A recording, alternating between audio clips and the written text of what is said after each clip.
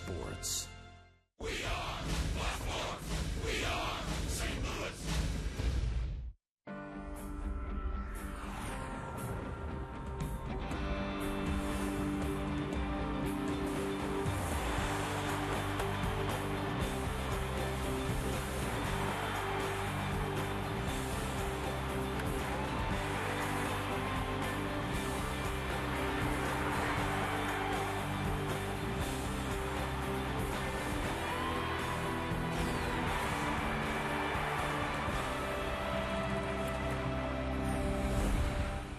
A big crowd arriving on a warm August evening in St. Louis.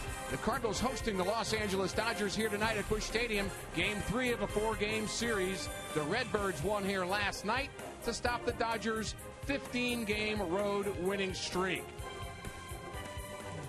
Edward Mujica has been a big part of the Cardinals' success in 2013. 30 saves, second in the National League. He finished up Game 2 here last night in style. Mujica has given the Cardinals some life and some personality. Glad you're with us on Fox Sports Midwest. Rick Horton with Al Raboski. And Al, a very nice win for St. Louis here last night. You know, Ricky, this game of baseball is so amazing. It's so beautiful.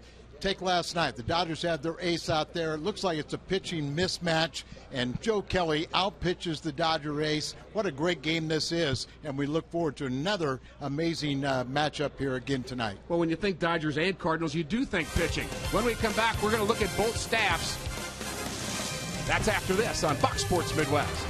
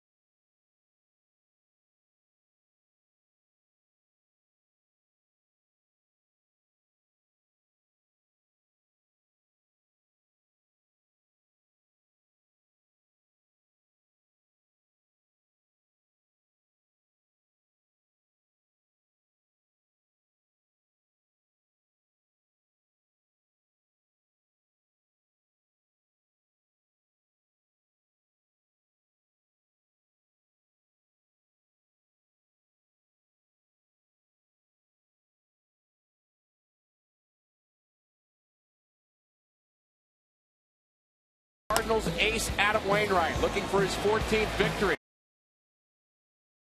Not good enough. The problem, he ran into a hot Zach Greinke and the Cardinals dropped game 1. The Dodgers ace went here last night. That's Clayton Kershaw, maybe the National League's best pitcher. He also had a very good game, just 2 earned runs in 6 innings. His problem was Joe Kelly. He was even better as Kershaw took the loss. Al Raboski, how about tonight's starting pitchers? Another good pitching matchup. Shelby Miller, 6-2, 1.74 ERA at home. And Ricky Nolasco, over his last 4 starts against St. Louis, he has an ERA of 1.01. 2 good starters here tonight. Matt Adams will be in the lineup for the Cardinals. But who's the real source of power for the Cardinals? We'll take a look at that when we come back.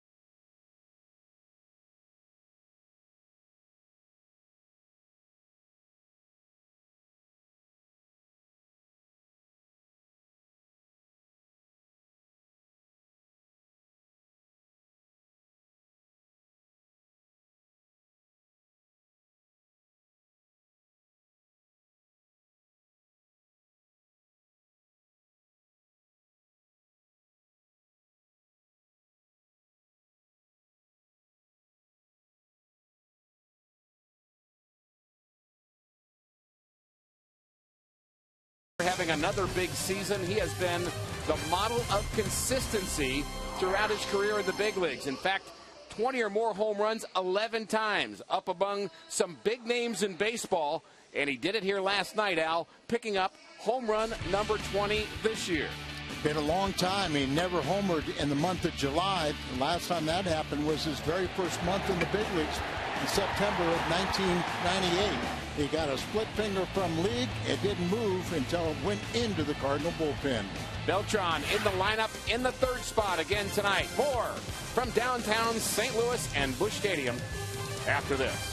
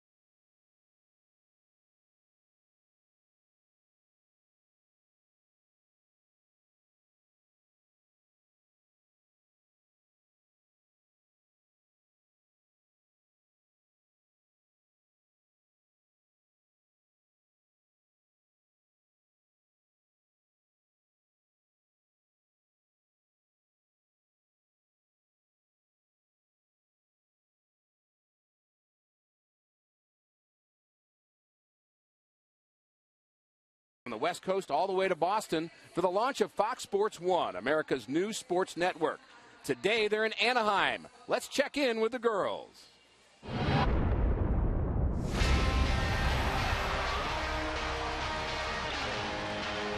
Hey guys, day 2, road to launch for Fox Sports 1.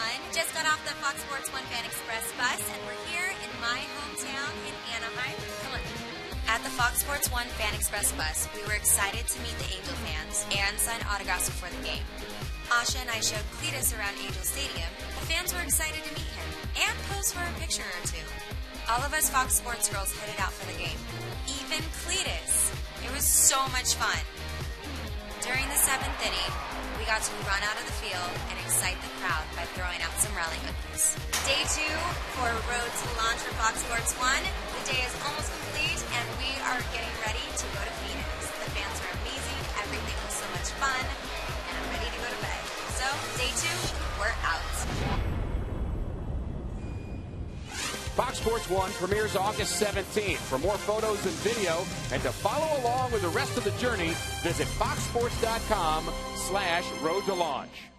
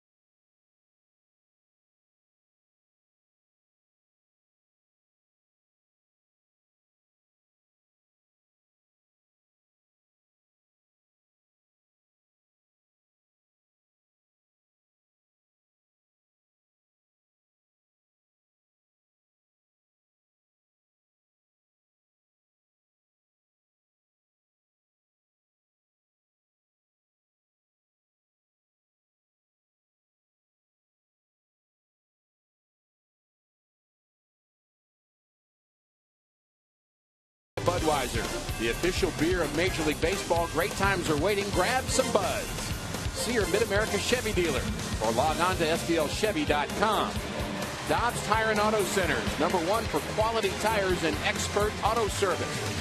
Save big money at Menards on all your home improvement needs. And by Steak and Shake, just no equal. Game 3 of the series, Shelby Miller will pitch for St. Louis. And let's take a look at our Toyota keys to the game, Al. Well, we want to say score first because both these clubs are not the best at come-behind wins, even though the Dodgers had 7 come-behind wins of 23 on the year during their 15-game winning streak on the road. When the Cardinals really need about 4 runs to win, when they score 3 runs or less, they are 11-36. And the Dodgers have 22 of those. Both these pitching staffs have similar ERAs, but the Dodgers can win with less runs. We'll take a look at that Dodger offense, second in the National League in batting average, just behind the St. Louis Cardinals, and some changes for L.A. Carl Crawford in that familiar leadoff spot. Jerry Hairston Jr. gets the start at third. Gonzalez, Puig, and Ethier again in the middle for Don Mattingly. Skip Schumacher, former Cardinal, will start at second base.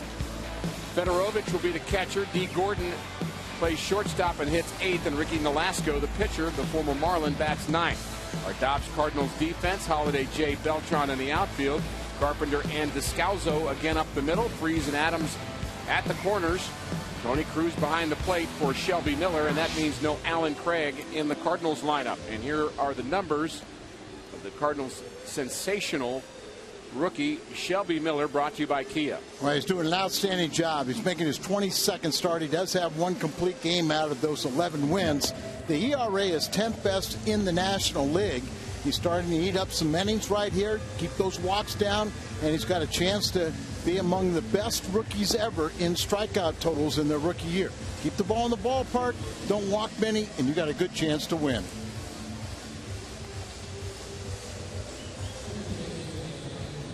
It's Star Wars night here at Busch Stadium. Adam Wainwright looks ready. He's locked in, trying to get everybody else to play along. And begrudgingly, they do. He's something else, isn't he? Well, Mike Matheny was asked about his favorite Star Wars movie, and he goes, I never saw any of them. And then people didn't believe it. But he said, no, I was too busy playing baseball, football, basketball, whatever. We didn't have a family that had a lot of TVs, and we didn't do a lot of movies. We just all played sports. He may be educated tonight looking around the stands. Where's Yoda? Saw him with Bill Finley earlier. This game is now underway. Fastball from Shelby Miller a bit high at 93 miles an hour to Carl Crawford. Crawford 7 for his last 21. And you're looking for Princess Leia.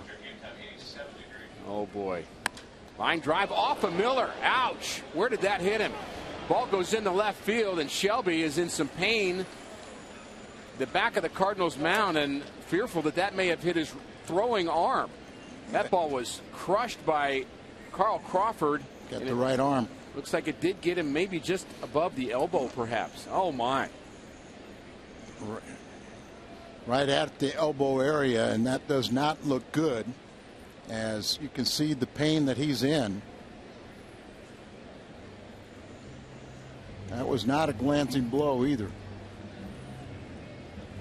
Shelby throwing his glove down in disgust, and who can blame him? This is how the game starts. Tried to get out of the way. First I thought it might have hit him in the back, but it looks like it does get his throwing arm out. You can see him right there. He's unprotected and right at the elbow.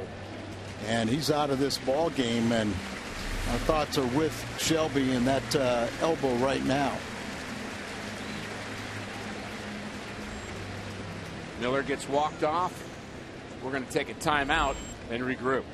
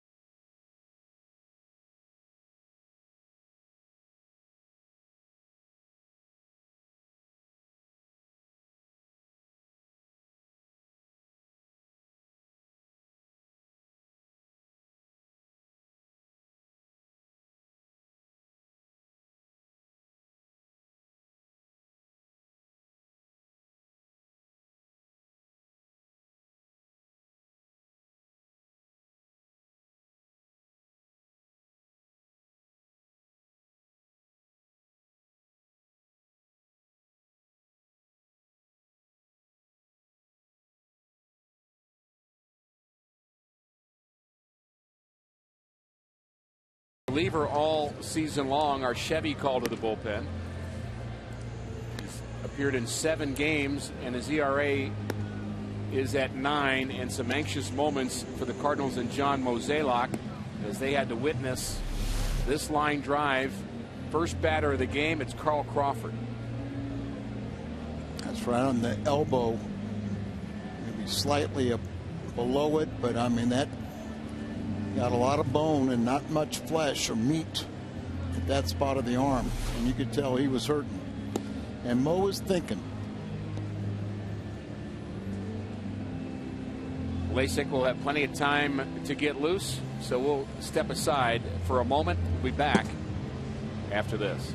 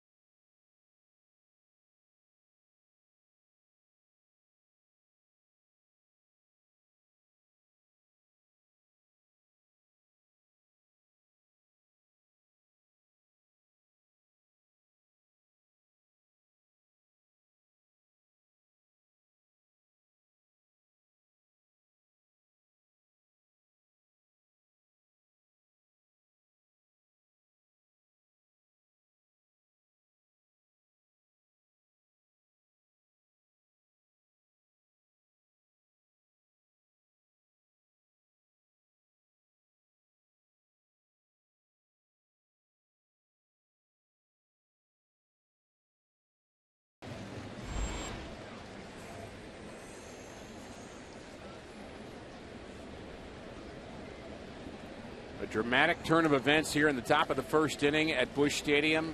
First batter of the game, Carl Crawford. Line drive off the pitching elbow of Shelby Miller. He has been removed from the game, and the Cardinals call on Michael Blasik.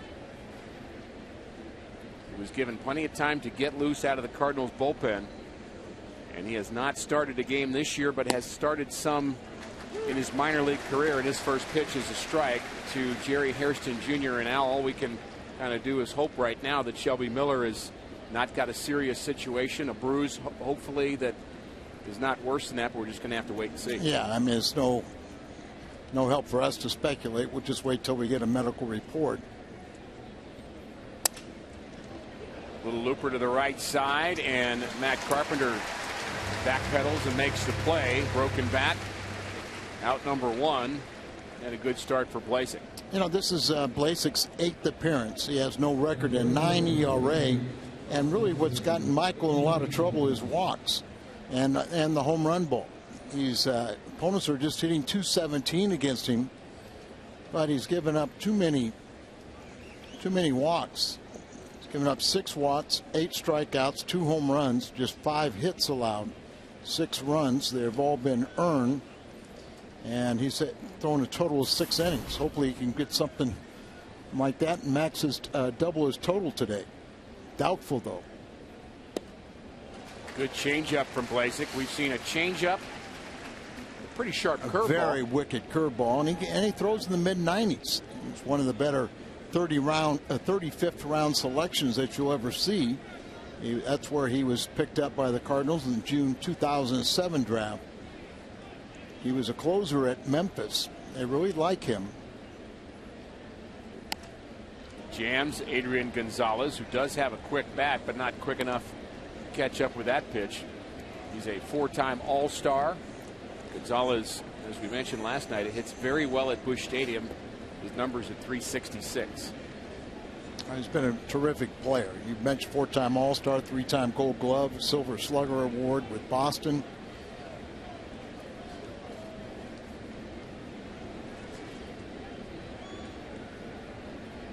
The 0-2. Swing and a miss. He blows it by him. Good start for the Cardinal right-handed reliever. Let's take a look at this fastball. Look at that upstairs where you can change the eye angle, get a good, terrific hitter to go after that pitch up there, and a lot of it will produce the swing and miss or pop up. Brought to you by Plaza Tire Service. You know, you have to be able to throw hard to pitch up in the zone. But if you have that ability, hitters see it at eye level. They love to swing at it, but usually can't catch up to it.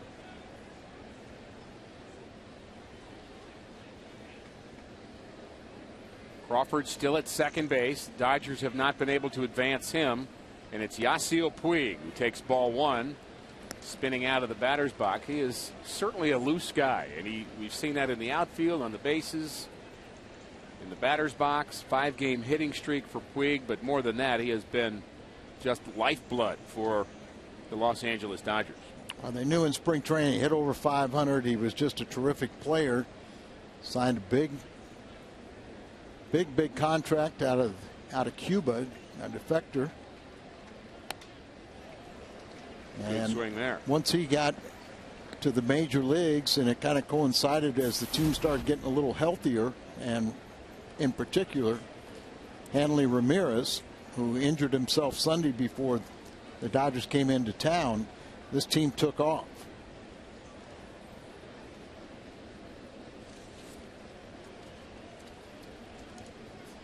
Only 22 years of age, Yasiel Puig. Average at 373. And he swings and misses at that sharp breaking ball in the dirt. Blocked by Tony Cruz, who's done a nice job behind the plate, filling in for Yadier Molina. See where his National League rookie ranks are, first and everything, and he has not played in that many games. That's what's amazing about his stats, is he's just been on fire. Hasn't been here long, but has had 9 games where he's had 3 or more hits. It's only his 56th game tonight. Curveball hit hard, and it's fair. Knocked down by David Freese, and he saves a run. Outstanding effort by the Cardinal third baseman. Otherwise, it's 1-0 LA. David playing close to that line anyway, and then this ball over the bag, has enough time to dive for it. He deflects it, keeps it in the vicinity, just gets to the outfield grass, and Crawford can only go to third base. So terrific play that does save a run. And now Lasik will have a chance to escape this against Ethier. One of those plays in baseball that doesn't result in a number or a stat, but it's a big play. It's a run save for sure. Remember, our Toyota keys to the game is we want the Cardinals to score first. So put up a 0, get the Redbirds on the scoreboard. Fastball, good one on the inside corner. Strike one to Ethier.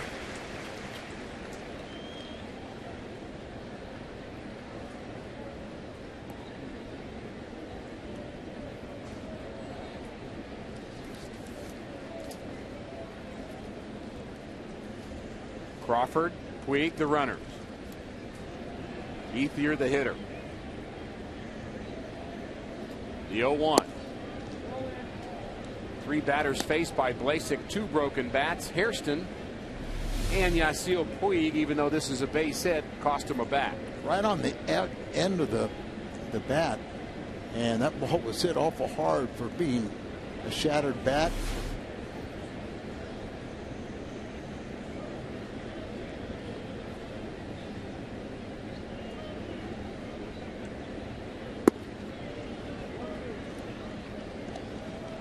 Get a sense that the Cardinal fans here are still a bit stunned over Shelby Miller exiting this game early. A lot of folks came here to watch Shelby pitch, and National League Rookie of the Year candidate along with Puig, the runner at first base. And now we're just kind of holding our breath waiting for news about Shelby. The 2-1, swing and a miss, good off-speed pitch. Way out in front was Ethier. Lasik has good stuff, and really like to watch him, and this would be our really best extended watch on him. Change up right there. He's got a very good breaking ball.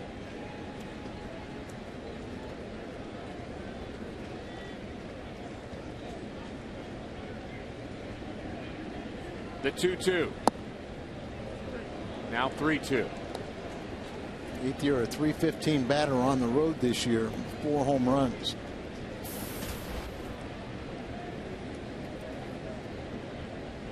Skip Schumacher would hit next.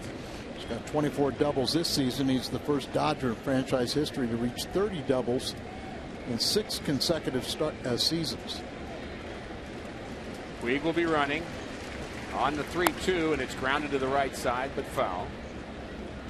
Now the Dodgers have 5 left-handed bats in their lineup here, and there was a time where you would construct your bullpen so the first reliever out of the pen would be left-handed if your starter was right-handed, and your long man would always be complementary so you could flip the lineup around. But the way teams use so many pitchers from the 6th inning on, you don't really have a standard long man anymore. Well, and particularly remember, our long man is maybe the best pitcher in the National League statistic-wise ERA. Joe Kelly. The 3-2 just misses high and in. Lasik does not get the call, and Ethier draws a walk. Just where was that pitch? Close calls usually go to the veteran.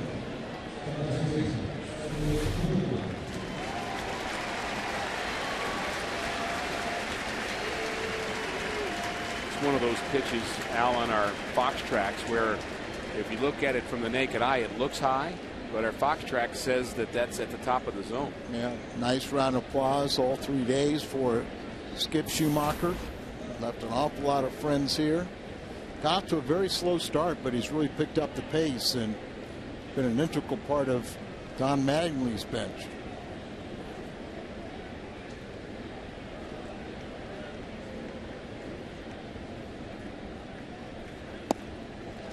Way out in front is Schumacher. Change up there again. Skip, and mentioned the slow start. He's hitting .284 with 10 doubles, 2 home runs, and 20 RBIs in his last 67 games since May 4th.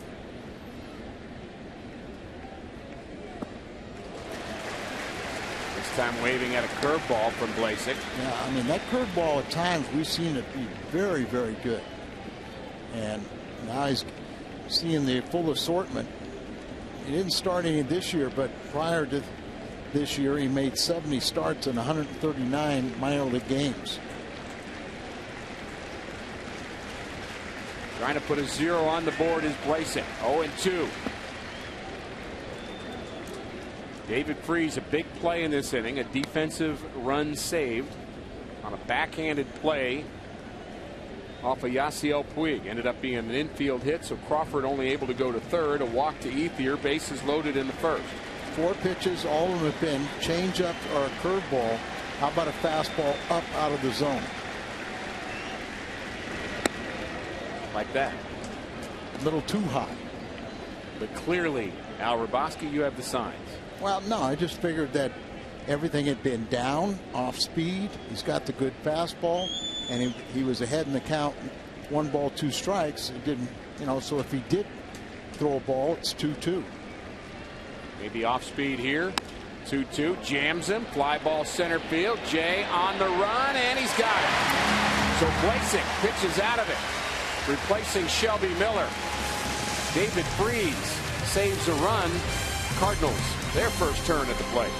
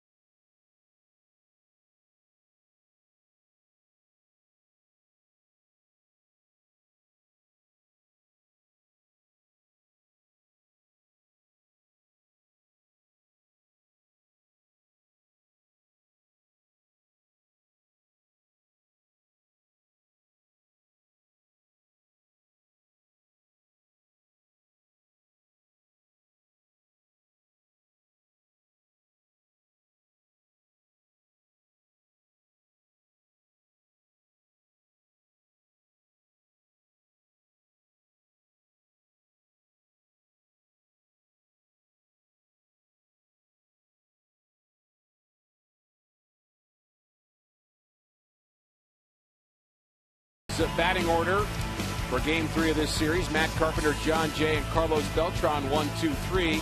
Matt Holliday in the cleanup spot. David Freese saved a run in the top half. He'll play third base. Matt Adams at first.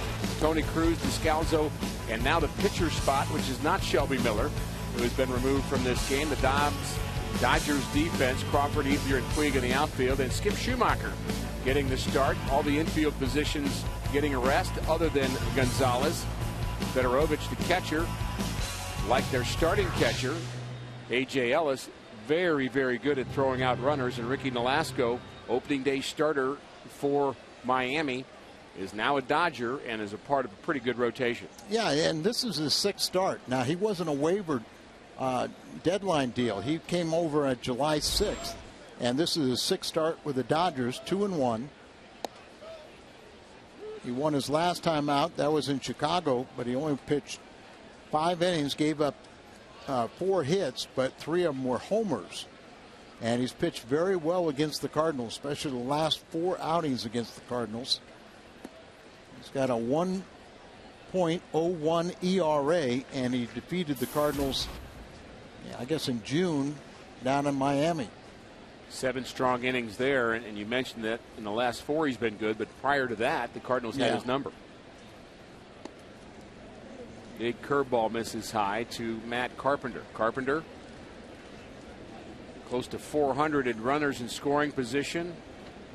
Been very good in that leadoff spot. Leads the National League in runs scored. Dodgers playing him way off the line at third base. That's Hairston Jr. Nolasco's best season was 2008 with Florida. He was 15-8. And since 2008, he's had 5 consecutive double-figure win totals. He'll do a little bit of everything, change speeds, throw the fastball, but he's got all the secondary pitches and a veteran that knows how to use them.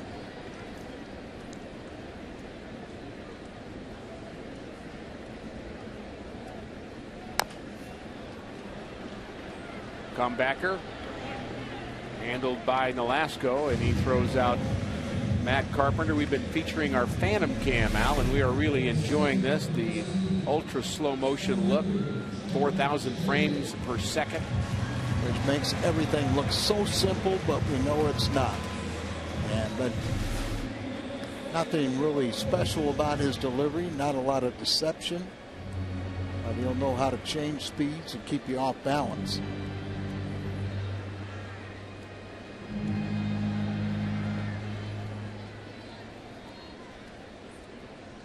John Jay, 5 for his last 12. He's had a good RBI year. Been up and down the lineup, a lot of different spots, but he has 46 RBIs. And he's hitting .261. 4 for 10 off of Nolasco also.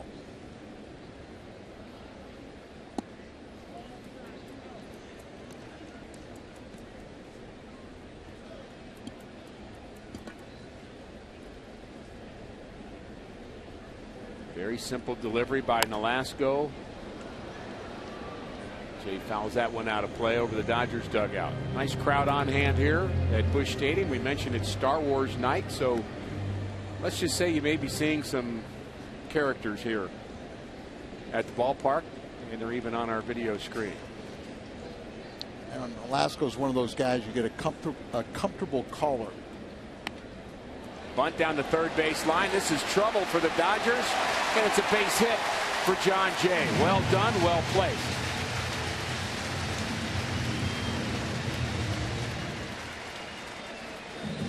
Hairston playing third base today. You can see how far off the line he is. So John tries to drop one down, stays right there on the grass, and no chance at all. You could place the ball like this. Well, you could pick yourself up an extra 20 base hits in a year bunting.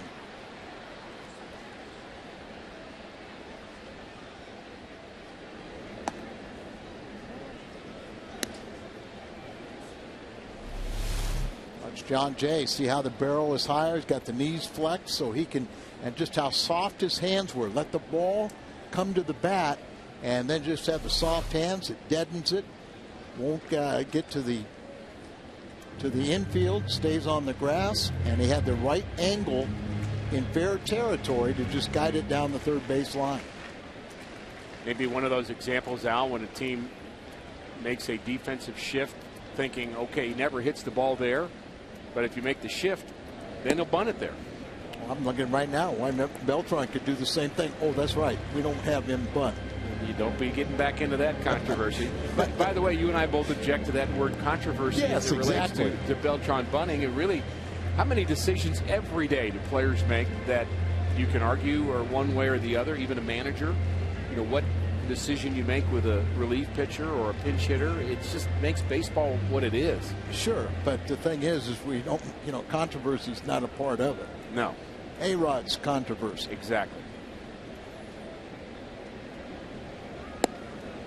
Good fastball from Nolasco. He doesn't throw particularly hard.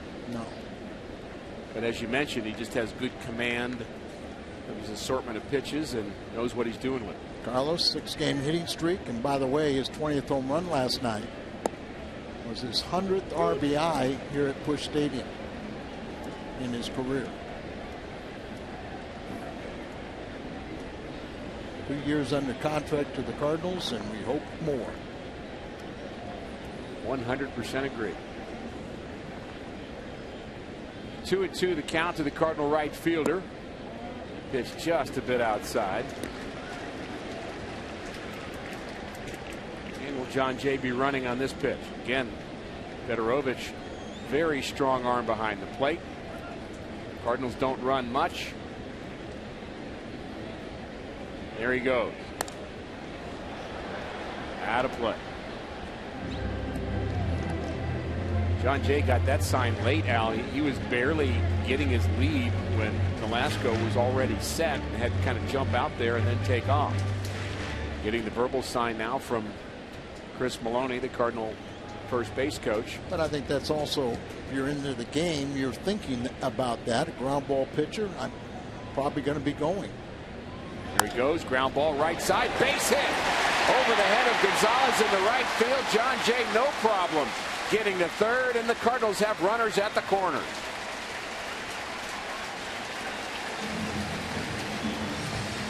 I wouldn't mind a few more years of watching that sweet, smooth swing of Carlos Beltran. Everything that Carlos does is so elegant. Really no wasted motions. See how he chopped down on that ball to make sure, and then the ball pops over the head. Over the first baseman, Gonzalez, and into right field.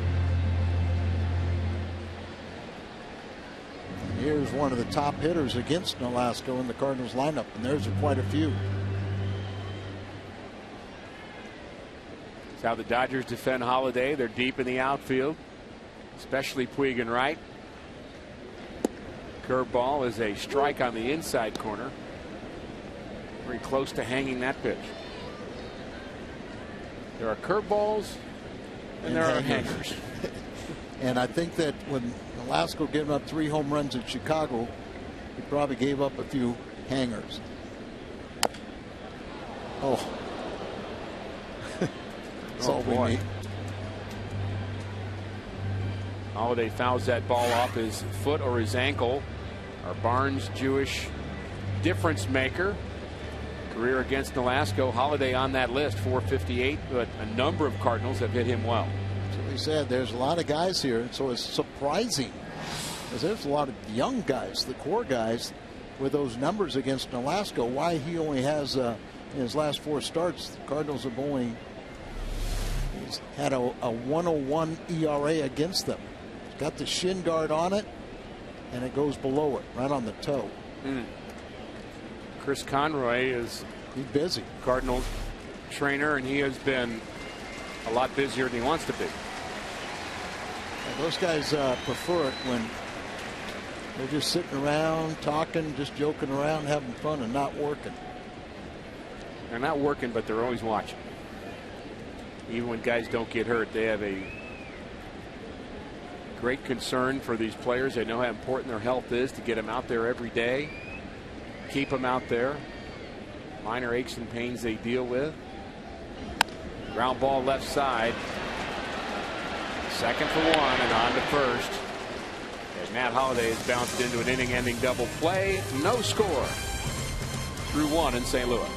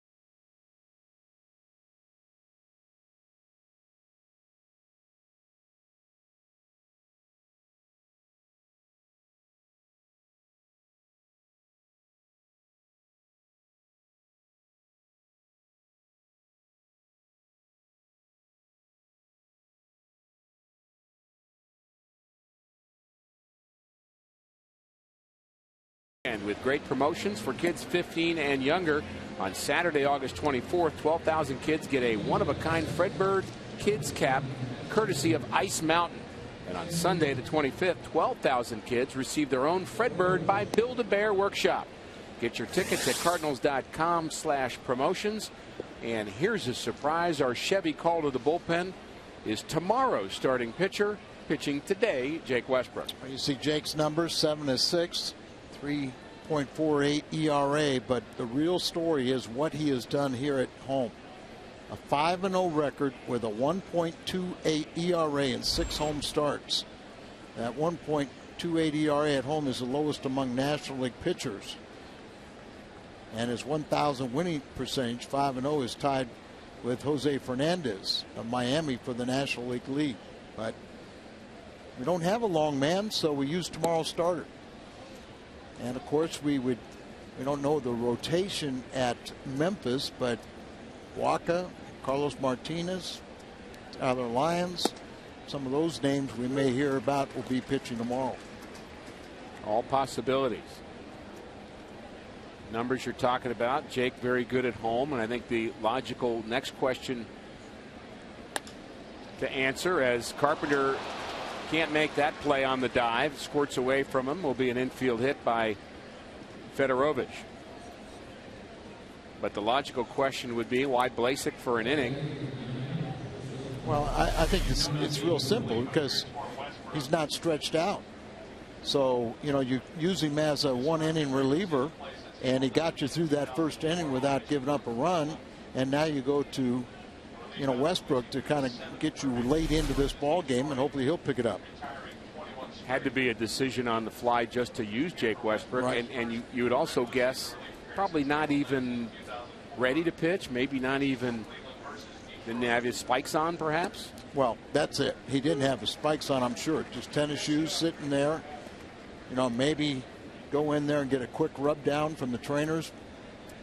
Something to stretch his arm out, you know, like you would in a normal start. But so one minute you're doing a high five, funny handshake with Adam Wainwright, and the next minute you're in the game. See how it works. Base hit to the right side, past to diving Adams, and the Dodgers have 2 hits to start the top of the second. That's D. Gordon aboard. Well, this is usually the way it works.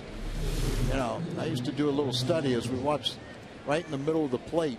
D. Gordon, not much of a hitter, just recalled it's the first day of the series for the Dodgers. but he does the job here. Tim Wallach talking to Nolasco what they want to do with the bunt situation here. And you'd think the Dodgers would just try to sacrifice Gordon, who runs very, very well to second base. Lightning quick is D. Gordon. You mentioned he's had trouble getting on base, but going to love to show off his speed. Maybe the Dodgers let him try to steal it. Yeah, he's one of the top base stealers in the minor leagues, and the old story, you can't steal first.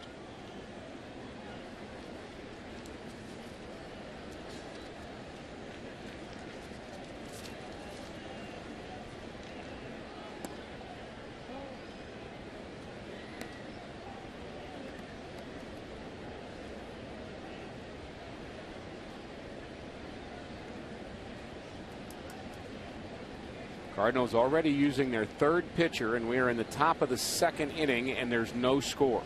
And they're betting that you get quite a few innings out of Westbrook. There goes the runner. Bunt back to Westbrook.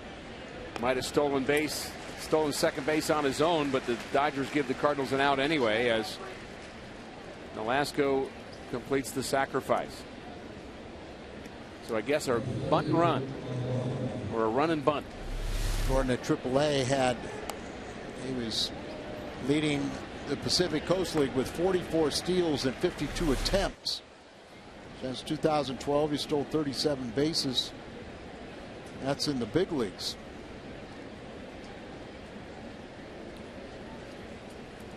Cardinals play the infield in for Carl Crawford.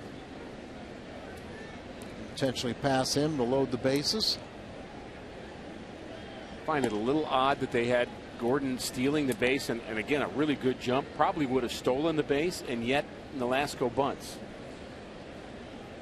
That's why you said kind of like you thought he might be stealing on his own, because you wasted. You know, Nolasco might have got a sac fly or done something, hit the ball the right side, and they might have gotten a run, but they just gave it away.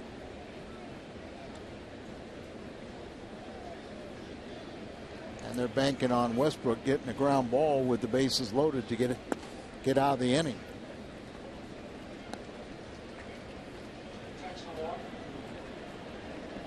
MLB.com At Bat is celebrating 5 years as your #1 mobile app for live baseball, available for iPhone, iPad, Android, and BlackBerry 10. At Bat delivers Cardinals baseball with live audio, pitch tracking, stats, highlights, and more.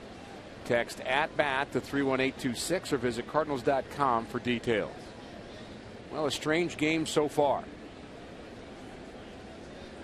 Bases loaded for the Dodgers, top of the second inning. Jake Westbrook making a relief appearance for the injured Shelby Miller. First pitch to Hairston is low and away for a ball. Last time Jake came out of the bullpen, at least in the regular season, was in April of 2004. He was with the Cleveland Indians, and on that particular day, he retired 21 straight batters. Ground ball left side, base hit in the hole. Dodgers are going to score 2. No chance to get Gordon. Watch him fly.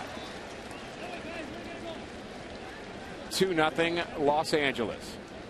Ricky, you and I know, and Derek Lilliquist would know, and Mike Matheny may suspect, but when you're a starting pitcher, particularly when you're going to start tomorrow, there is this in the back of your mind, maybe there's this possibility that this could happen, but you're trying to prepare for tomorrow, and you're planning out your day. You have maybe the last extensive workout. The last thing you're thinking about is coming in to pitch. And you could have great numbers, but you could have a real bomb of a game.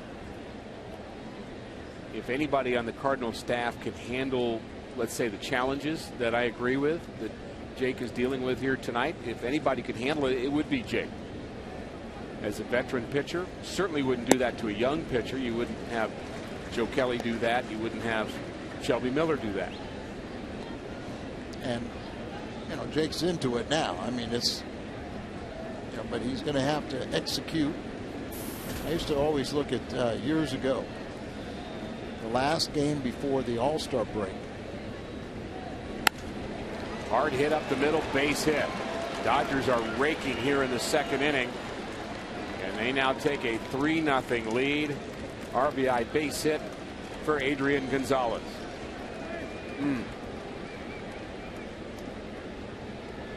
I used to always look at the last day before the All-Star break, and a lot of managers would use pitchers in relief, and most of them got losses because the last thing they were thinking about was they were going to have to pitch. They were planning their vacation.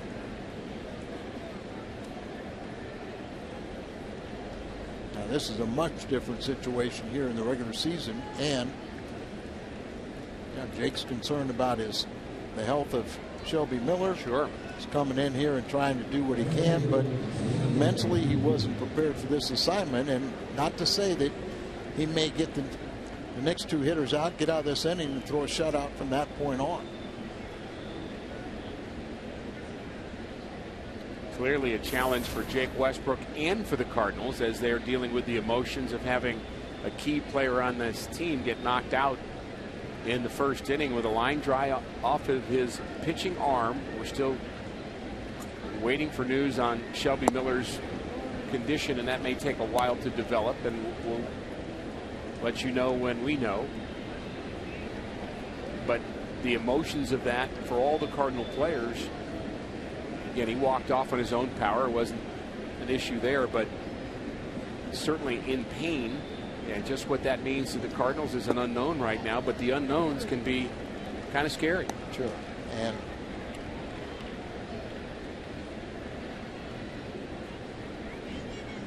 somehow, some way, you got to separate those feelings. You just have to go out there, and you know, Mike Matheny and Derek Lilliquist have that thought in the back of their mind. They've already got probably a preliminary diagnosis, but I'm sure they're waiting for x-rays. And then you might even have to worry, maybe worry about broken bone, but then you got to worry about soft tissue damage.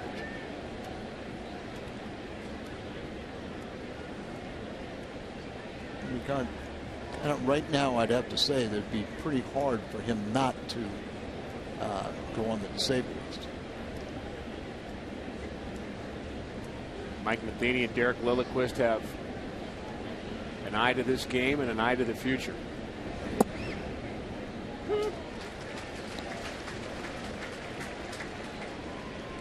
Trying to figure out how to get enough innings to get through the 9 today, and that could be a challenge before this is over. Well, yeah, you're kind of sitting here going, well, did we make a mistake, or we just blown tomorrow's game by using our tomorrow's starter in this one?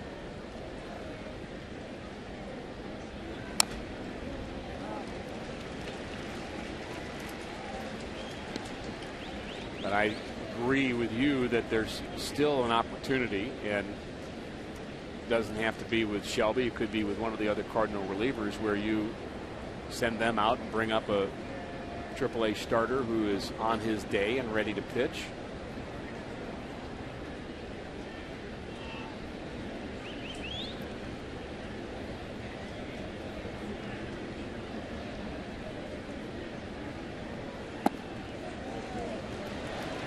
And a walk to Puig.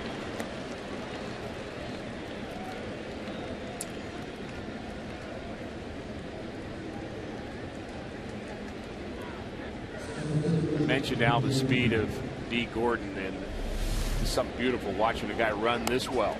Well, you watch him take off here, sliding, and on the base hit, you know, it just maybe somebody else running from second base, they wouldn't score, but there's no way the Cardinals can throw him out. Imagine that helmet doesn't stay on his head very long. No. Very often. Still just one out in the Dodgers' second. They've already scored 3. Jake Westbrook misses high, ball 1 to Andre Ethier. And getting a little more worrisome as this inning progresses. Boy, a double play would be a big help right about now. The Cardinals have turned National League leading 134 double plays. And Westbrook's a ground ball pitcher.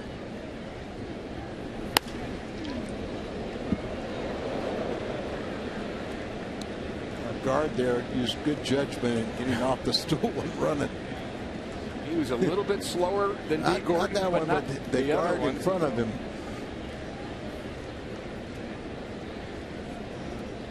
He moved, think faster than D. Gordon. What do you think? No, I don't think he moved faster, but he was just as intelligent in his decision.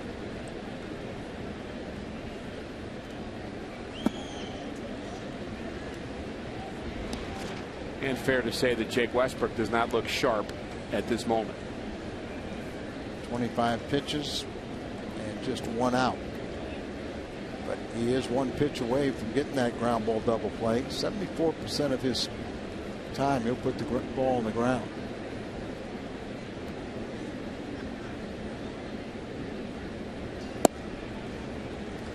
Good pitch by Jake. Max Linewan, our postgame producer, has informed me that Carlos Martinez, for those wondering, is scheduled to start for Memphis tomorrow. Well, there's no betting in baseball, but that's a pretty good bet. He'll be here tomorrow. The 2-2. What do you think? He's had 3 or 4 starts by now down in the minor leagues.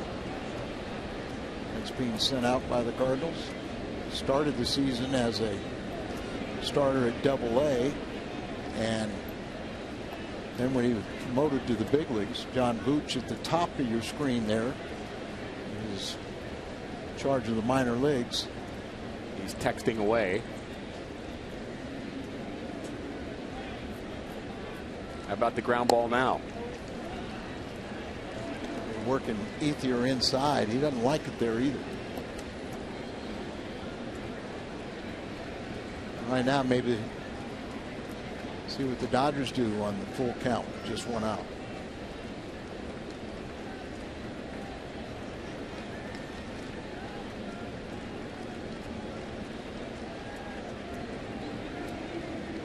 Payoff pitch to Ethier. Grounded foul off his front foot. Might have been ball 4. And for those just tuning in, Shelby Miller, first batter of the game, line drive. Carl Crawford right off the pitching arm, somewhere near the elbow. I think it's almost right at the point. He cocks the arm, and then it goes right off the point of the elbow.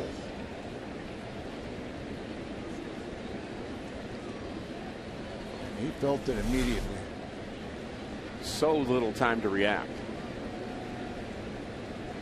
The 3-2 up the middle. That hits Westbrook. He's got it. He's going to think about home, but again decides just to get Ethier at first base as he knocked that ball down. And what is going on here at Busch Stadium tonight?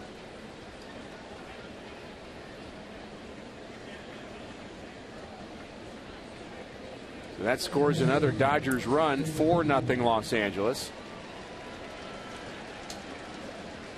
RBI for Ethier, and that could have been a lot worse as well. Rocket come back at you now.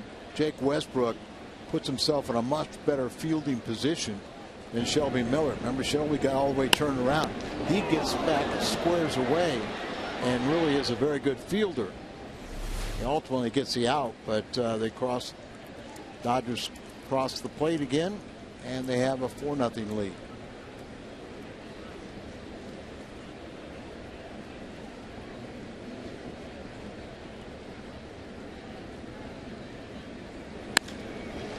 Base hit to left by Schumacher.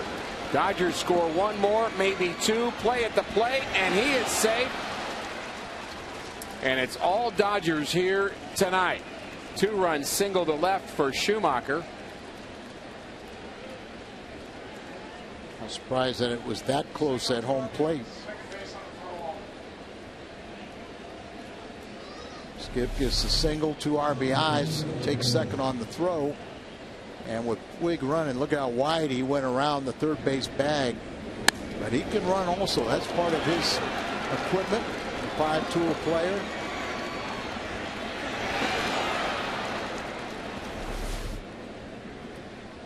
Six nothing Dodgers. Fedorovich led this inning off with a base hit. He later scored their first run.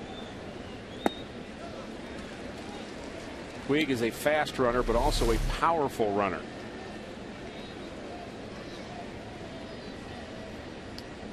A lot of people say he kind of reminds people of a young Bo Jackson. And other people say he kind of reminds us facially a little bit in size of Sammy Sosa. The inning mercifully ends. 6 Dodger runs on 5 hits. Uphill climb for St. Louis.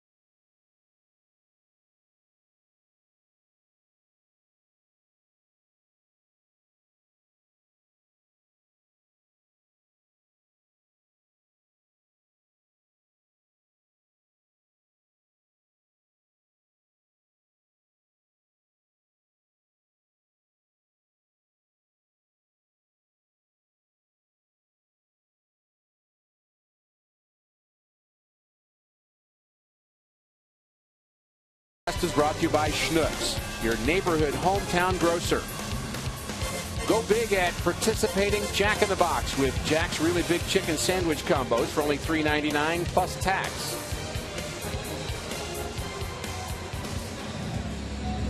Glad you're with us on Fox Sports Midwest. The Cardinals hosting the Los Angeles Dodgers. 6-0 LA, bottom of the second inning, and David Freese, Matt Adams, and Tony Cruz will bat in the second, and hopefully more. Well, the good news is the Cardinals got 8 innings to get ahead of the Dodgers or tie it up and go into extra innings. They're not a very good come from behind team, St. Louis. And we said that they really have to score at least 4 runs to have a good chance to win ball games. Now they got to score at least 7.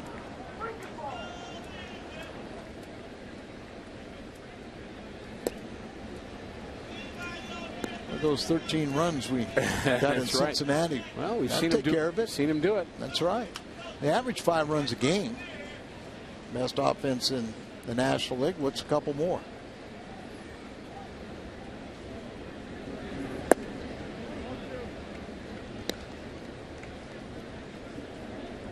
Freese homered Sunday in Cincinnati and has started to swing the bat with more authority, driving the ball to right center, as we've seen him do in the past.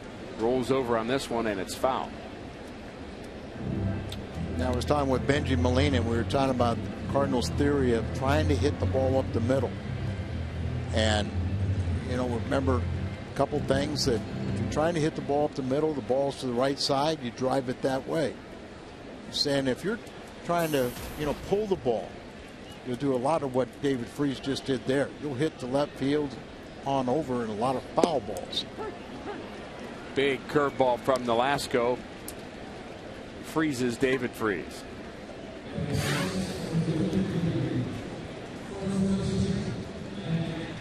Fox Sports 1 is coming, and the Fox Sports girls are on a cross-country road trip to celebrate.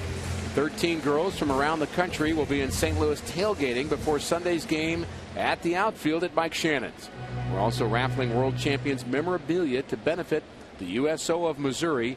Help the USO and meet the girls this Sunday and follow their journey on foxsports.com/road to launch. Matt Adams launched one here last night. Third pinch hit home run of the season in the lineup today. No Alan Craig. Scheduled day off for him. Nothing wrong with Allen, just about his third day off, and also an opportunity to get Matt Adams in his big bat. 9 home runs, 3 of them pinch hit.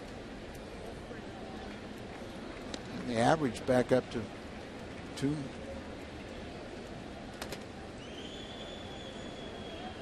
290, isn't it? Yeah.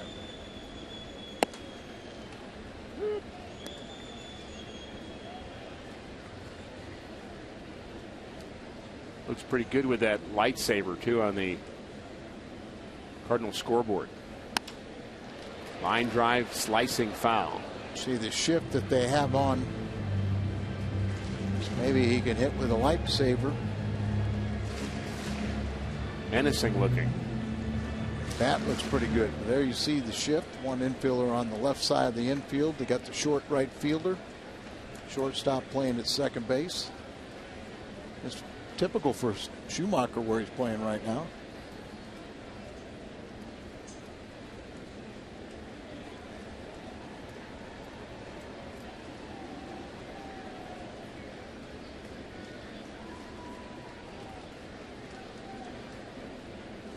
Having trouble getting together on the sign, so they'll talk about it.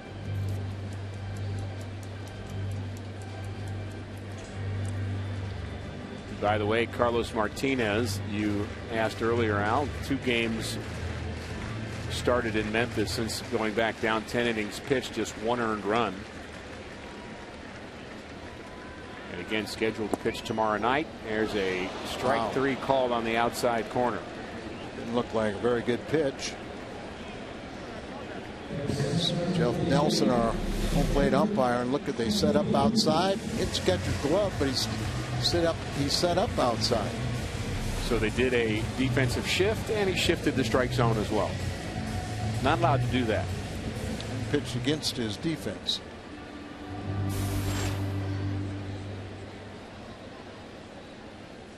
Brings in Tony Cruz, a modest 3-game hitting streak for Tony. He really has done a nice job filling in for Yachty. How about the fact that the Cardinals are 11-4 when Tony Cruz gets a hit? And he's been very productive with runners on, but 0 for 8 against Alaska.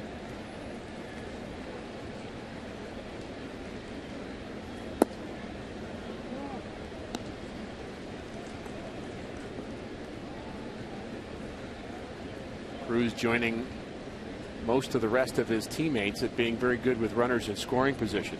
Kind of a small sample size for Tony, but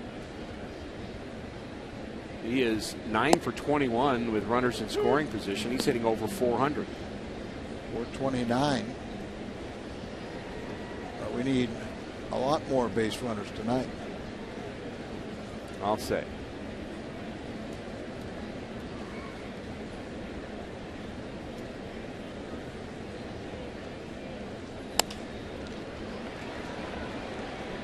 Flare into center. Ethier has it. Easy 1-2-3 inning for Nolasco.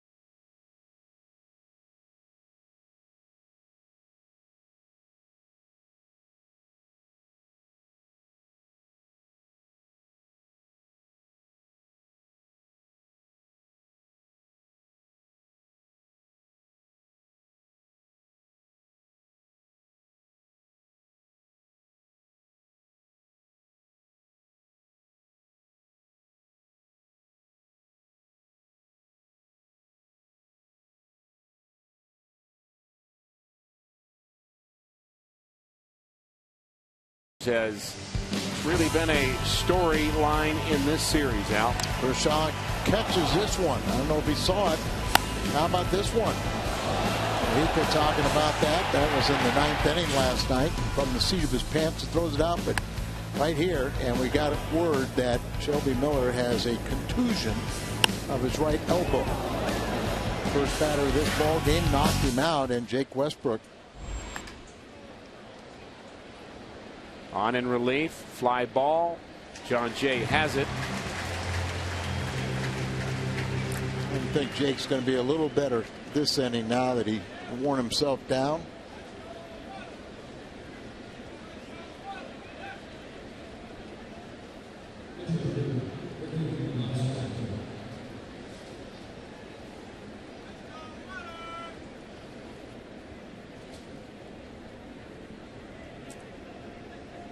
Be nice if Jake Westbrook and whoever follows Jake out of the Cardinals bullpen can have some low pitch innings too. A lot of pitches thrown already.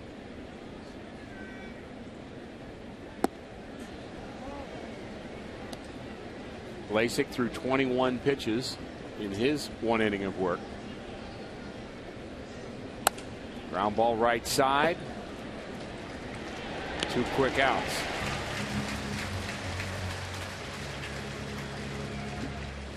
Time for our Twitter poll, brought to you by AT&T. What attribute is needed most for a successful rookie? And we're asking this question with Puig in the house and, of course, the Cardinals' Shelby Miller.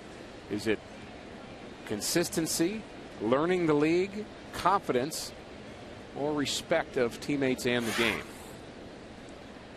I'll be interested, Al, in what your thoughts are on that particular question as this game goes along, and we want to encourage everybody to respond to that particular question. What do rookies have to deal with that's the hardest? Well, they have to deal with all of them, but I, like everyone else, anxious to see what our fan base thinks is the most important.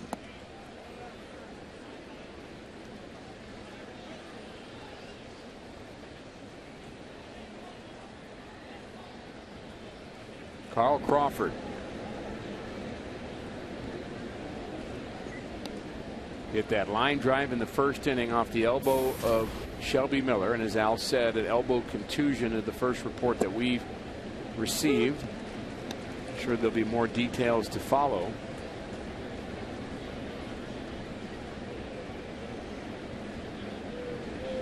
And he was also walked intentionally in the second inning. Well, Crawford knows about elbow injuries. Had long recovery from elbow surgery.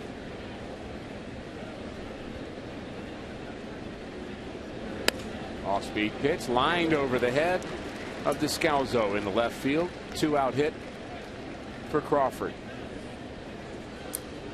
Talking about just making contact. If you put the ball in play, good things can happen. Just a defensive swing, just stays up a little bit, so he's able to hit it over the head of Descalzo at shortstop. And he's had a perfect night on the bases. 2 for 2. Reached base on the intentional walk, and he scored a run.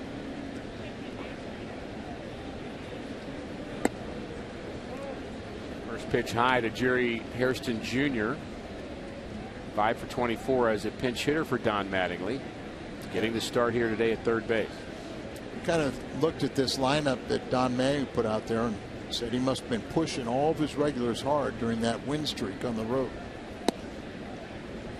Totally different starters on the infield other than the first baseman Gonzalez. Schumacher at second, Gordon and Hairston Jr. Normal starters. Catcher. Also the catcher. Uribe, Ellis, Punto, who's been playing for Hanley Ramirez, all sitting here tonight. And look at the outfield. Crawford hasn't been here all year. Neither has Puig. So they're kind of rested. Oh, seen it happen a lot. You put your Scorbini lineup out there, and they're all happy to play and end up having good results. I've seen that before many times. Another quick throw. And Ricky, it just looks like Westbrook's having a tough time getting the ball down. Agreed.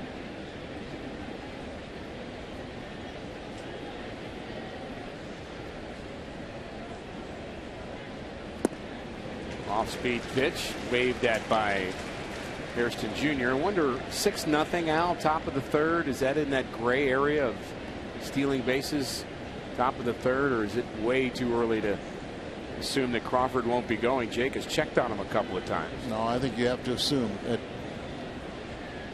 today's baseball, you know, as you pile on to about the 7th. There he goes. Pitch in the dirt. He picked the perfect pitch to run on. Stolen base for Crawford. It's number 11. 15 tries.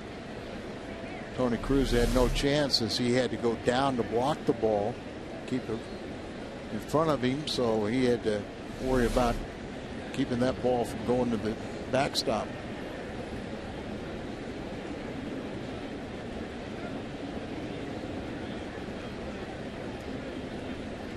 The 2-2 from Westbrook fouled off. David Eckstein and his wife Ashley were a part of the pregame ceremonies today. Ashley throwing out the first pitch. She's a celebrated actress, and of course we all know about David Eckstein. And I think of that home run that he hit, a game winner with a big grand slam, break pile at home plate. Maybe we should suit him up tonight. The fans would take it. I guarantee they would. Jams him, ground ball to Freeze, off balance throw, and he gets his man.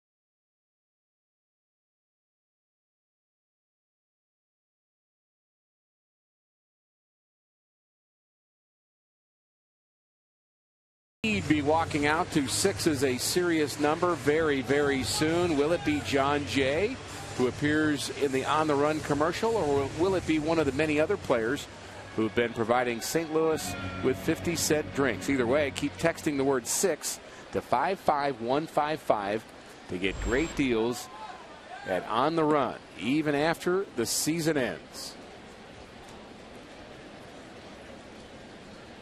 8-9-1 for the Cardinals, facing Ricky Nolasco.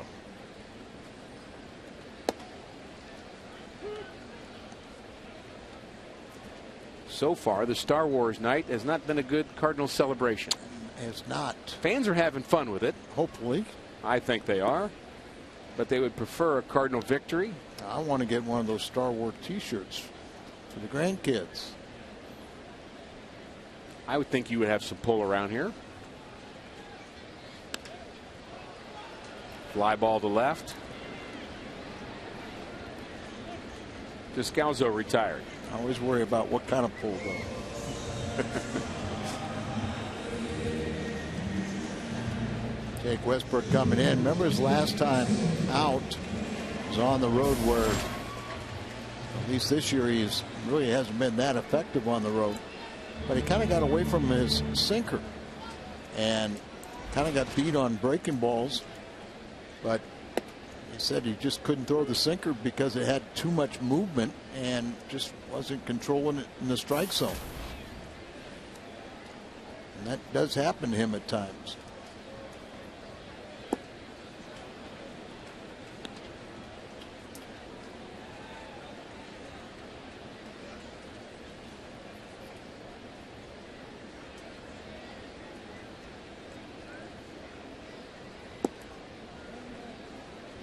Glasgow not showing any mercy to Jake Westbrook, throwing that nasty curveball.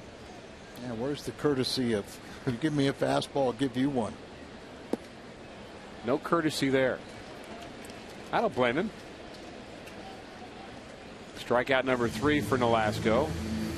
And back to the top of the order at Matt Carpenter.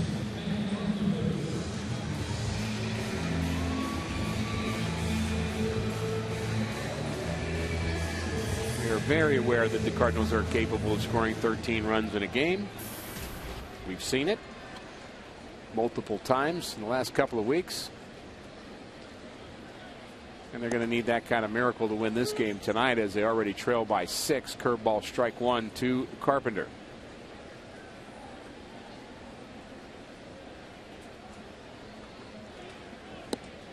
The Dodgers, we talked about their streak, Al, last night coming to an end. 15 straight road wins before Joe Kelly set them down here last night. But the Dodgers also have another streak. 13 straight series unbeaten. Yeah, 9-0-4. Correct.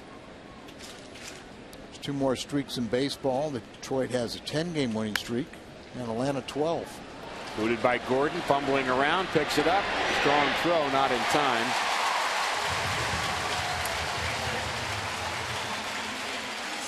Gordon's 3rd error of the year, and there's a lot of things about the game of baseball that seem like are moving a little too fast for the young man.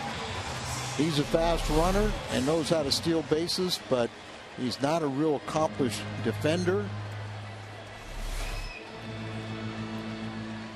I always wonder, one of the things you teach young kids is once you bobble the ball like that, why pick it up with your glove? Yeah. You're going to have to transfer anyway, right? From your glove to your hand? Go down, collect it. You know, use your glove as kind of a guide. Exactly. But to go down and But hand first. But the hand first. And then secure it with the hand first with your glove. And then you come up ready to throw.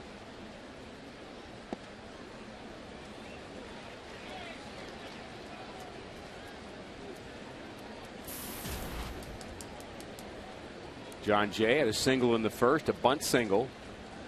And he was stranded at third.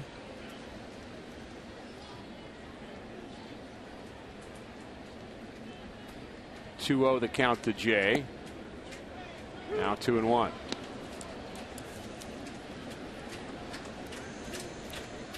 Dodgers are 15-3 since the All-Star break. Cardinals actually have a winning record against the Dodgers. This year they've won 3 and dropped just 2.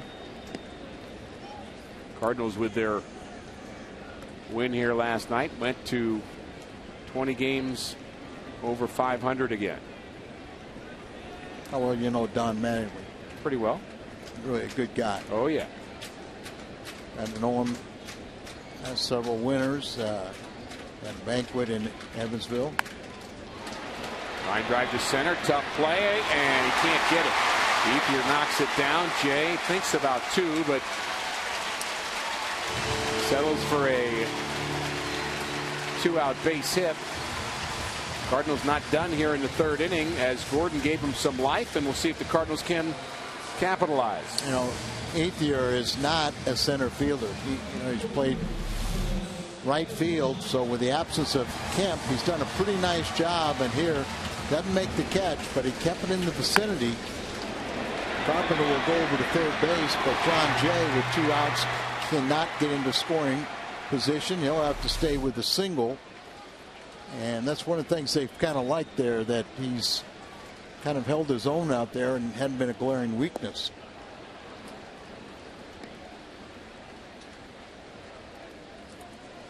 Got to peck away right here, don't you? Peck away, exactly right. Little at a time. Another good curveball to Beltran, 0-2. Carlos singled to the right side. One of 3 Cardinal hits that came back in the first inning. 0-2.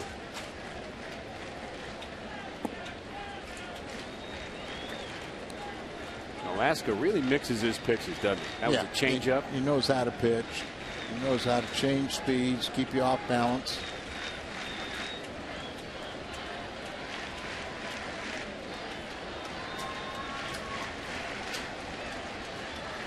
The 1-2 to Beltran. Good swing, but he fouls it back. Now you still, particularly before you get to 2 strikes, you got to look fastball and adjust to the off-speed stuff. But there you knew with that foul off pitch that he was looking for the fastball, just couldn't do anything with it.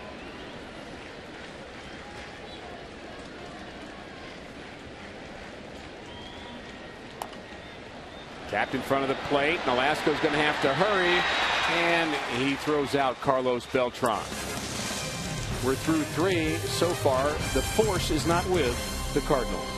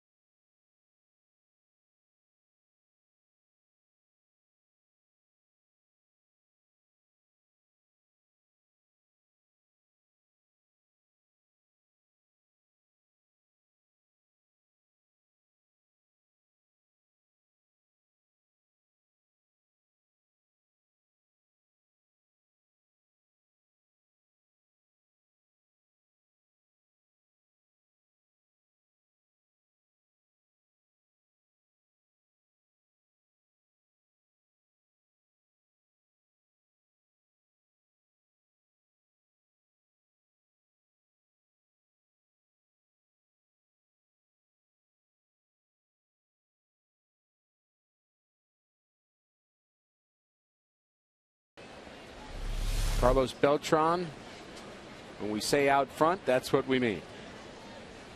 Right off the end of the bat. All that funny bouncing there. And Alaska made a nice play on that one to throw him out at first base.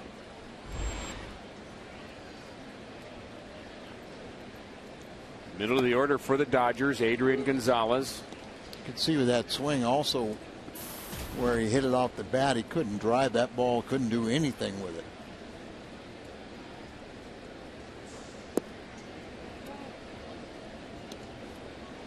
Low pitch inning for Westbrook in the 3rd, and he could use a couple more of those.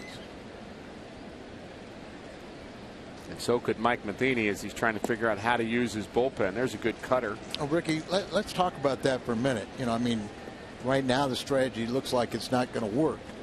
But if Mike would have made this a bullpen game, he can get another starter for tomorrow, go down the minor leagues, but he couldn't get another complete bullpen. So you waste one pitcher, but you've got another starter for tomorrow. I think that's exactly what he's thinking. And I'm sure there are reasons for Blasek, in the quickness of the moment, to have to go out and pitch with a runner in scoring position. First of all, he's used to, as a reliever, coming in and working out of the stretch, and maybe give Jake a chance to kind of have. You were hoping for 5 or 6 solid innings, but it wasn't realistic when he only had 7 appearances and a total of 6 innings. So why do you think you're going to get 5 innings out of him without the possibility of hurting himself? Not geared for it. So you really caught between a rock and a hard spot. And that's the point. There really is not a good solution. Solution is Shelby Miller not getting hit by that line drive. And I'm sure Jake Westbrook, what do you think about this, Jake? Oh, I can handle it. I'm going to go out there and I'm going to do the job for you. And there's no way that they thought that he would have this type of outing.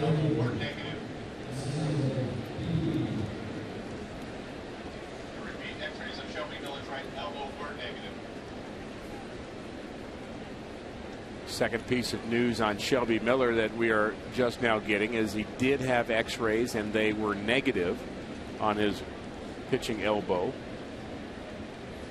And I guess that's the best news we've had in the last hour. A broken bone there. Not to say that elbow is going to be swollen. And Westbrook has it. Puig has trouble getting out of the box. I wonder if he might have gotten hurt. Join Fox Sports Midwest and the Cardinals for Mizzou Night on August 24th. Get your tickets at cardinals.com/theme because fans with a special Mizzou ticket can take home a limited edition Cardinals cap. For tickets, go to cardinals.com/theme.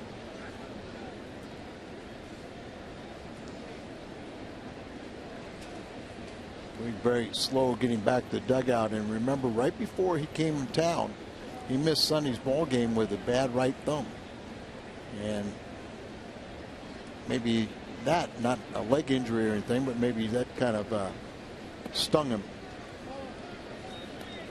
Looked uncomfortable either way getting out of the box, and we're not sure yet what he did, but as he kind of misstepped there, almost hyperextended the knee or something.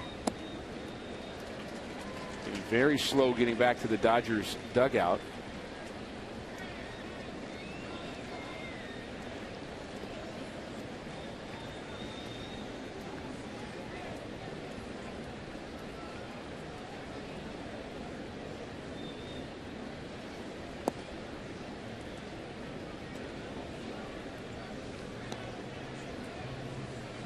Two and one to Ethier. Shelby Miller started. Pitched to one batter. Michael Blasek finished that first inning. And now it's Jake Westbrook, who was going to start tomorrow. Base hit past Freeze. Was being asked to pick up some innings here tonight.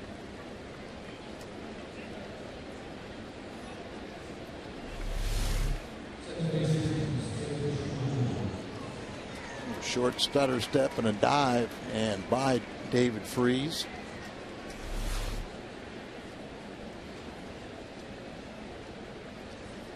Ninth Dodger hit.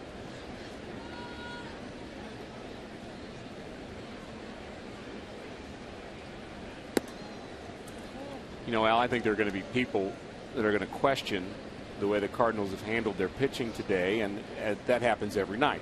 We read it on Twitter, and people think you should do A, B, C, D. But the reality is, Mike Matheny, I think you would agree, really did not have a good option, and it's not a plan A. It's not what you hope to happen, and it's easy to criticize who's in, but who would you put in?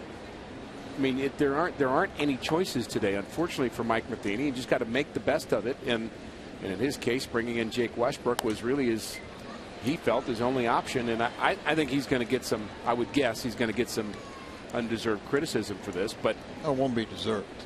And you know, think about this, what Mike said a couple on the road trip, and maybe one of the reasons why he was reluctant to say that Joe Kelly's the 5th starter, because he said, I love to have that luxury of him being the long man in my bullpen. Well, because he's not in the bullpen, he's in the starting rotation now. Mike doesn't have anybody that really can go multiple innings. And that's why he finds himself in this spot. You know, it's one thing if you lose your pitcher in the 4th or 5th inning, but when you lose him, you know, after the first batter and nobody out, 2 pitches and your starter's gone, you're in trouble. And you lose at least for some period of time. We'll have to wait on the reality of the condition of Shelby Miller more. Again, the X-rays were negative. We just heard that. They're not going to rush him back. They're not going to rush him back. And what does that do for the psyche of the team today? And then what does it do for the psyche of the team long term? I think are pretty important questions. Ground ball right side. Schumacher is retired. Dodgers strand a runner. They lead by 6.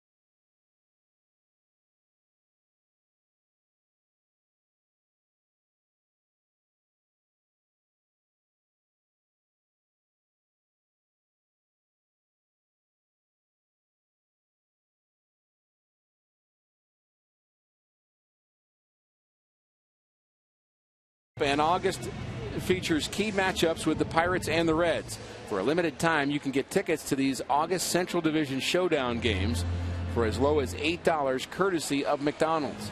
Log on now to Cardinals.com/McDonald's to get your $8 Central Division Showdown tickets.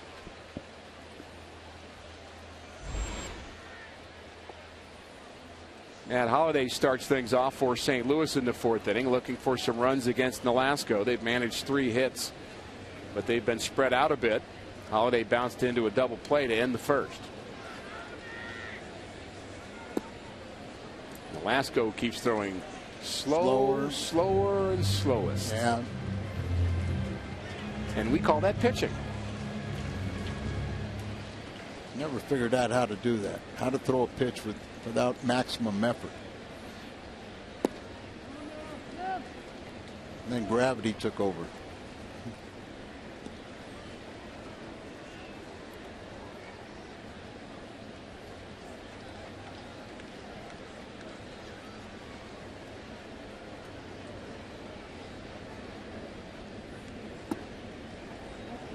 Time for the Firestone Complete Auto Care Extra Mile.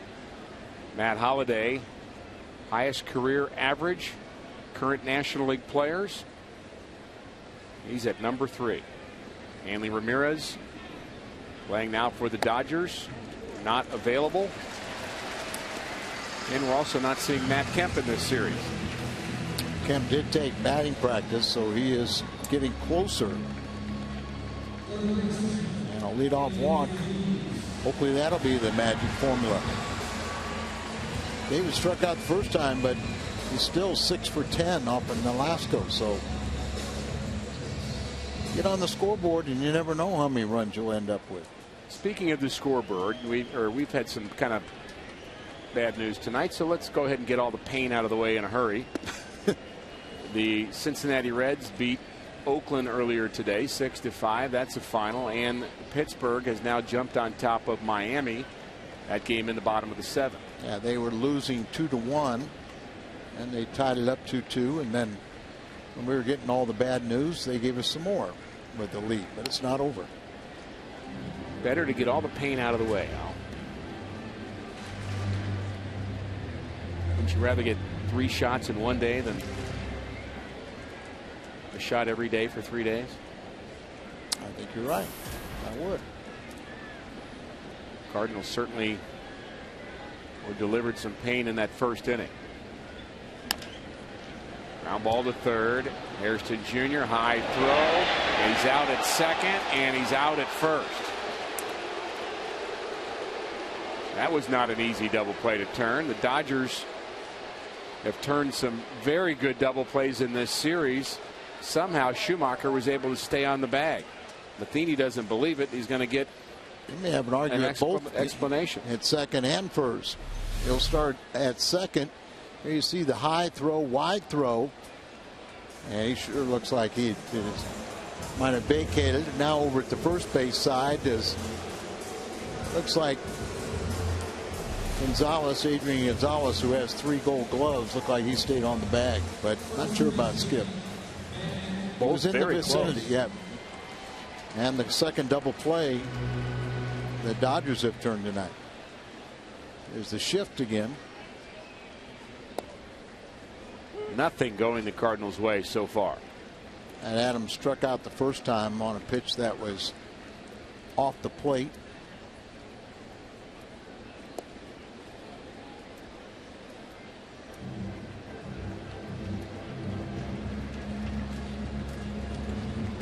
One more look at Skip Schumacher. Is he on the base? He is now. Ooh, close. It looked like he called him when his right foot came down, but from the other angle, it looked like he was off the base at that point, right? That's how Mike Estabrook saw it. Now Skip playing short right field.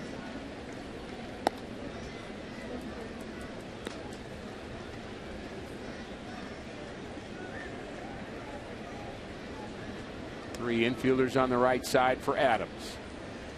2-2 the count. Barely gets a piece of that one. It's kind of a silly question, but why do they put the second baseman, move both the second and shortstop out of position? Leave the second baseman playing second and put the shortstop in short right field. I think it's a very reasonable question. So you really have 3 guys out of position because every infielder, if they get a ground ball. ball. What? I mean, they got the third baseman because D. Gordon's at shortstop. So they did. Hairston that's playing normal second base. They did do it. Well, they listened to you. They moved the third baseman to second. Fly ball down the right field line, hooking foul towards the stands, and I believe that gentleman made a nice play. Tweek's going to say he could have caught it, but the crowd is appreciated if the Cardinal fan catching it. I don't think he would have caught it. No. He's coming over there. He's looking up into it, but he hadn't got there. Would have been a circus catch. And he catches the ball. Catches the ball with a glove in his face. So just what does Puig's glove smell like? That guy knows.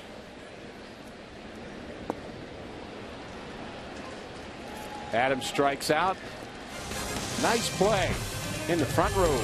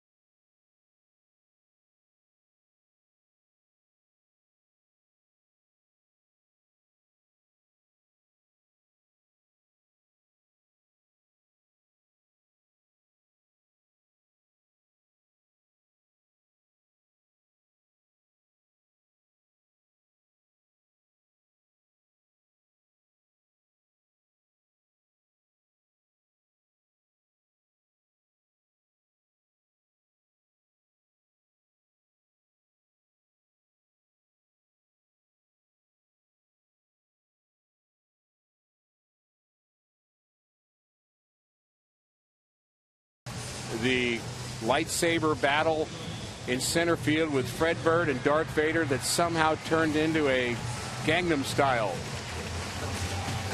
remix. Al, that is awesome.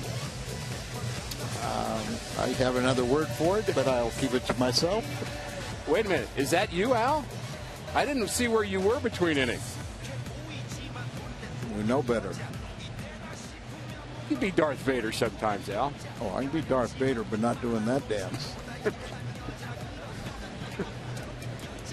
Oh, I would pay to see that. How much? To win the Powerball tonight? Maybe we can arrange it. No, thanks. 6-0 Dodgers, top of the 5th inning. Jake Westbrook back out again.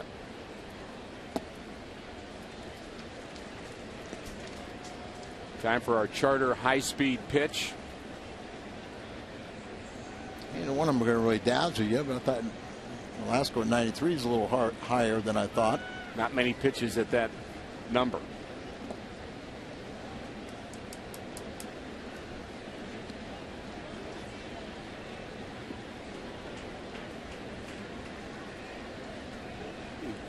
Two and one on Fedorovich, and we understand that our crew was scouring the crowd because, Al, you were missing here in between innings, and I couldn't find you, but I believe we're kind of zoning in on where you might have been between innings. So we'll show you that here momentarily. The 2-2 pitch is a base hit to left for Fedorovich. So I believe we actually found Al Raboski in between innings. There he is. Chubosky. Now, I like that. I was holding my breath hoping you would. Oh, no, I mean, that's cool. Can you do the voice, Al? I shouldn't have said that. Pretty good. Pretty normal, isn't it? Oh, Chubosky. I like that one. That's outstanding. So you're more him than you are Darth Vader. Is that what you're trying to tell me? Crossover. Okay. D. Gordon hitting just 185, but he does have a single and a run scored here in that 6-run Dodger second inning.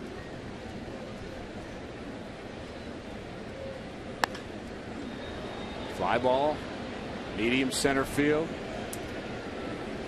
I got a question for you, Ricky. I would think Dee Gordon would be one of the greatest curveball hitters. And why would that be? Remember his dad, Flash Gordon? Oh, yeah. Had a great Good curveball. point. I'm sure he hit that curveball in the backyard growing up. I don't think he did. Well, I think he swung at it. He saw it. His dad did have a signature curveball. Outstanding point. Tom Gordon, longtime major league pitcher. Flash Gordon, outstanding breaking ball. Always rated one of the top in baseball. I mean, if Flash Gordon was here tonight, Darth Vader wouldn't stand a chance. We're hoping to see you do the Gangnam Style dance dressed up as Chubasky. Next inning? No. Come on, Al. Nope. I'm going to keep trying. I know it's become kind of a craze, but knew the original words to that song. It's not my cup of tea. Okay, fair enough. Anti-American. Oh, I did not know that, Al. Very. Strike at the knees. And America made him a very wealthy man.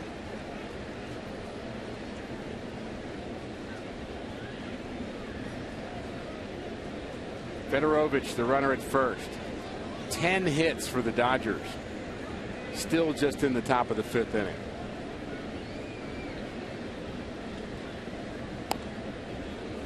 Bunts a curveball and he gets it down perfectly on the right side, and Cruz throws out Nolasco.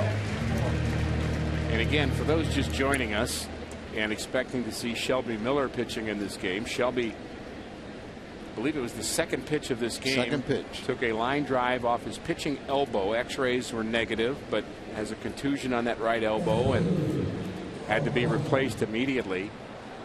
Really just pitched to that one batter, and then Michael Blasek came in, finished the inning, and then Mike Matheny had to go to tomorrow's scheduled starter, Jake Westbrook, who was not at all sharp in his first inning of work, to say the least. Dodgers got 6 runs in that inning, and the Cardinals will have to make a move of some sort to start the final game of the series with the Dodgers tomorrow.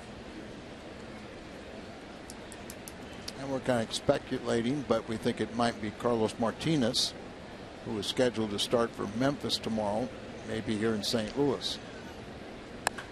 Hard hit to right, base hit, and the Dodgers are going to add another run. Beltran, no chance to throw out Fedorovich. And that pivotal moment in this game, we'll revisit it one more time. I'm glad we showed that again, only in the sense to say that, okay, that's a vicious shot off the elbow. See Chris Conway holding it, and that's going to be very sore for a few days. Have to see once the swelling goes down if there's any repercussion with soft tissue, or maybe even re-examine it to see, even a small fracture or something. But preliminary X-rays are negative. It'll be bruised for a while either way. And tender. And you really got to get all that swelling, all the tenderness out there, because you don't want him to alter his motion. Exactly. And end up hurting himself. So, you're going to have to give that some time. You might wait 48 hours, 72 hours and see how it responds, but my guess is that's what the Cardinals will do, and the trainers will recommend that we don't even want to really talk about a course of action until we've waited a couple of days. So we won't get too much on the Shelby Miller front, I would think, in terms of news. Westbrook gives up one more. 7-0 LA.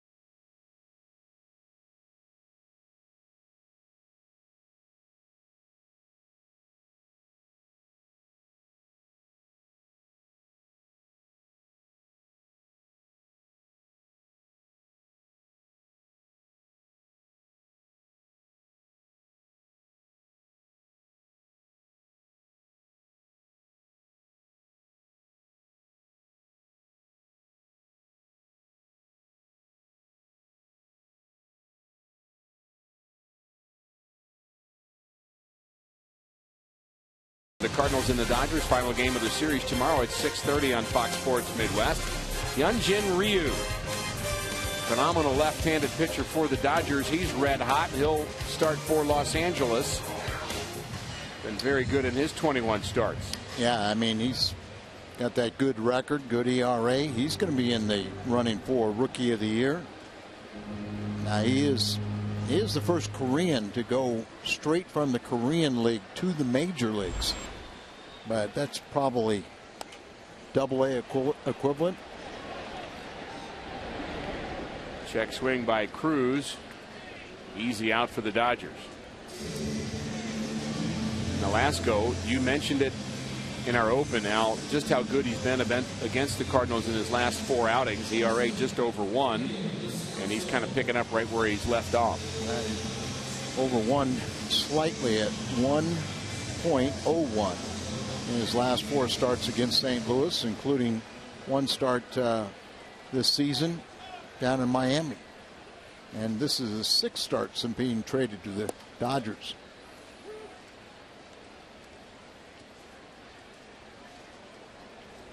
Look at the first 5 games against him, 0-3, 7+ ERA, but he's figured it out, hasn't he? We talked about off-balance swings. He throws it away into right field, and Descalzo's going to end up at third.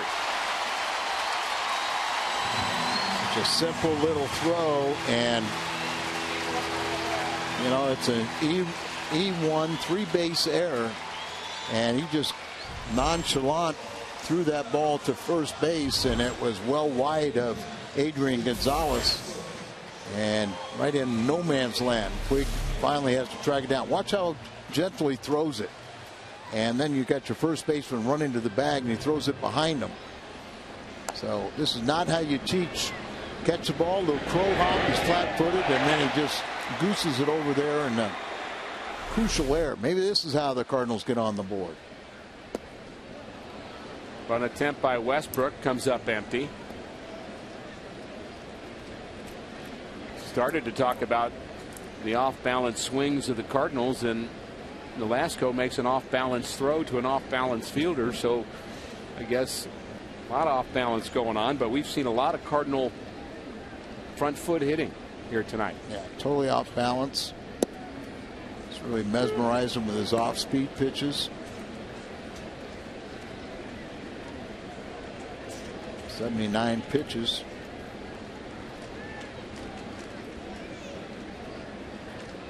Chance of breaking ball, 100%.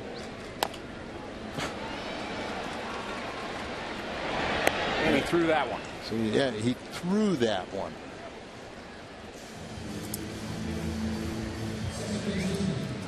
Get ready for Fox Sports 1, America's new 24-hour sports network. Fox Sports 1 will be your home for great live sports. All the news and highlights you want, shows and specials that only Fox could bring you. America's #1 sports network is Fox Sports 1. And it's coming August 17th. It's be a really fun new show. And concentrate on the fun side of sports.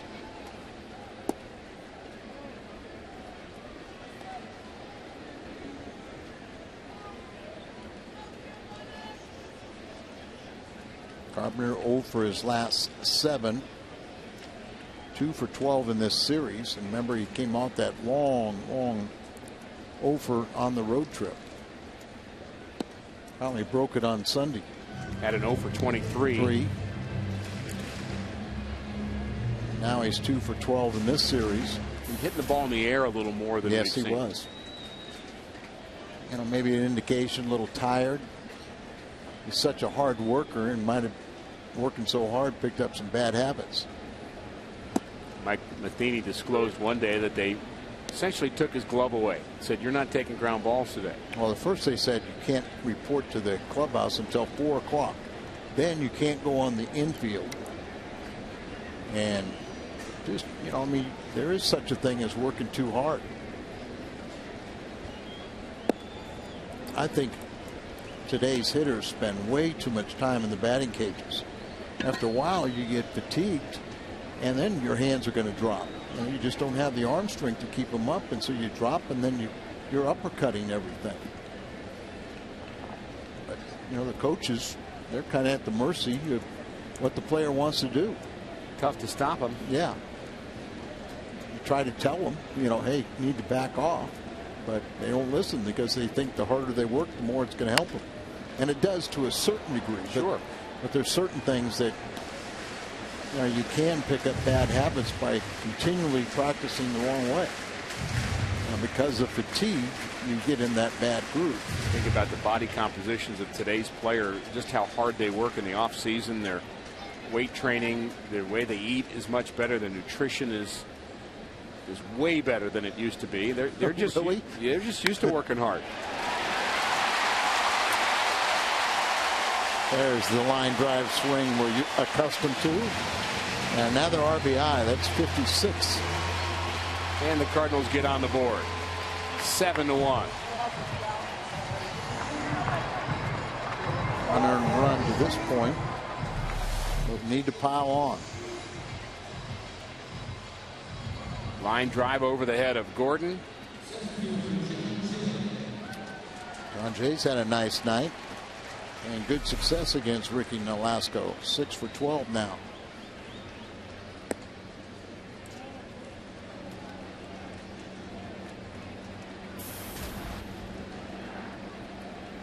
Just the fourth Cardinals hit of the night.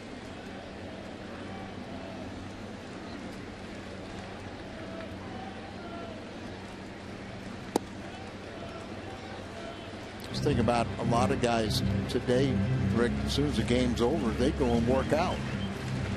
I mean, that's something that we never did because there weren't weight rooms in the clubhouses. Weights were taboo. And now they do so much preventative maintenance. You could have got it up to, what? 83. 83 if you would have had all this resistance training. Good win behind me.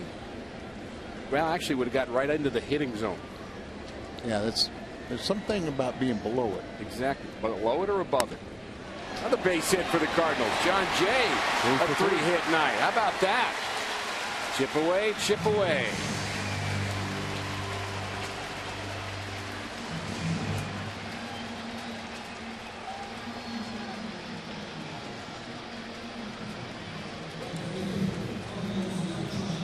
How a lot of guys were hitting off the front foot.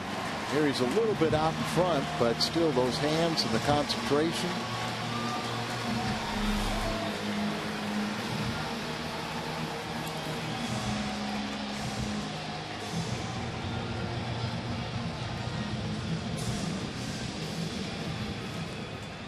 We could have a new game in one pitch. I'd rather have couple more bloops and then the blast. I'm ordering the blast first. Carlos. Last season the Cardinals had 5 guys that hit 20 or more home runs. This year Carlos last night was the first one, and you can see what he's done with runners in scoring position, 2 outs.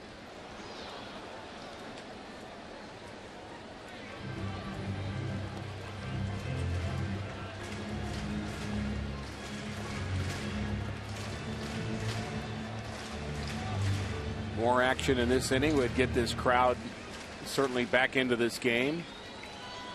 Crowd really stunned in the first inning when Shelby Miller was hit by a line drive in his pitching elbow. Line drive, base hit to left.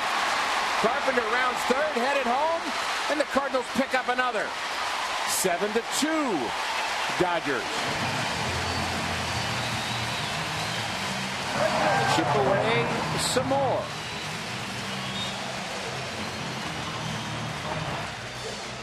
61st RBI for Carlos Beltran. Lob serve all out of way, and just kind of that goes out there and gets it, rolls the wrist.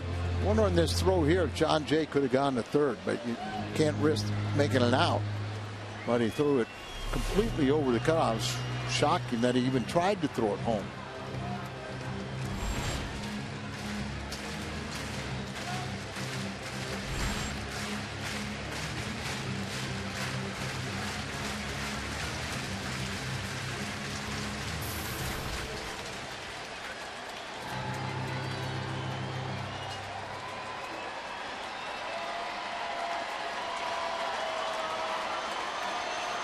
Rick Honeycutt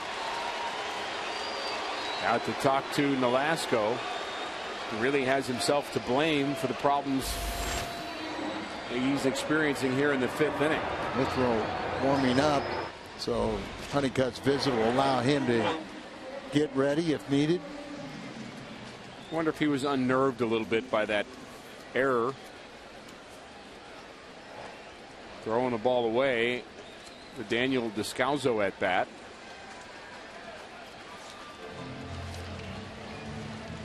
Cardinals have picked up a couple of runs, threatening for more. Matt Holliday at the plate.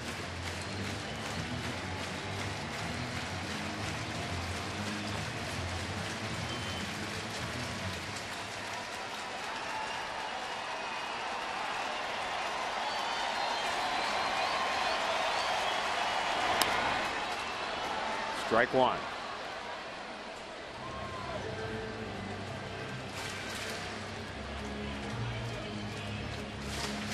That's grounded into his league-leading 25th double play and walked. He had great numbers, 11 for 24, 2 home runs off of Nolasco.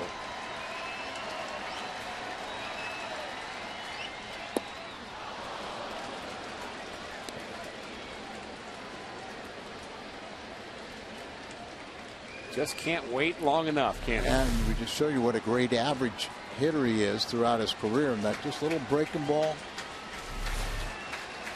well off the plate when he starts to swing.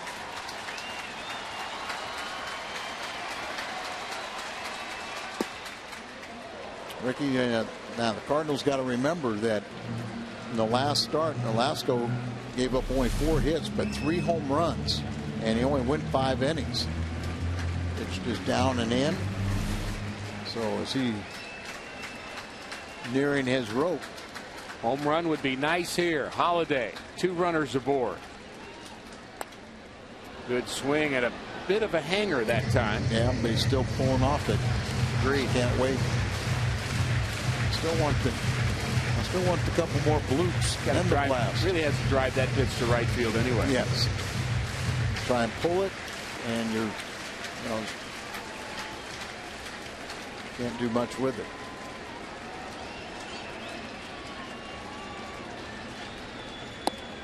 Check swing. Holliday does not go. Back inside and just off the plate.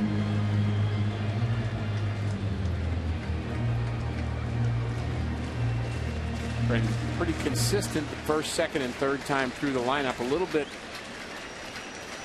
higher average the third time through. The 2-2 to Holliday. Line drive, base hit to center. Holliday. Here comes Jay. And the Cardinals score another. 7-3. Good at bat for the Cardinal left fielder. It's in his 54th run. 4 consecutive hits. And remember, Nolasco has to get through this end and qualify for the victory. Now they're breaking ball. This time he waited much better on it. And teammates are getting a little excited.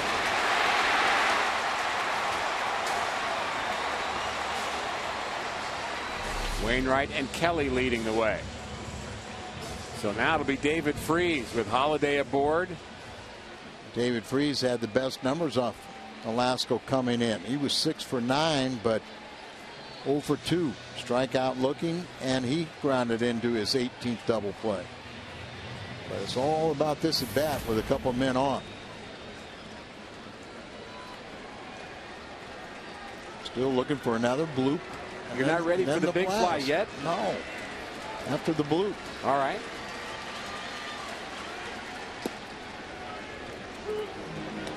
All right, if David wants to do it, I'll let you have it. I don't want to talk you into it, Al. If you have your heart set on what's the script I wrote? Matt Adams doing it, then just He's had a tough night. Stick with your guns. So David gets an RBI base hit here. Okay.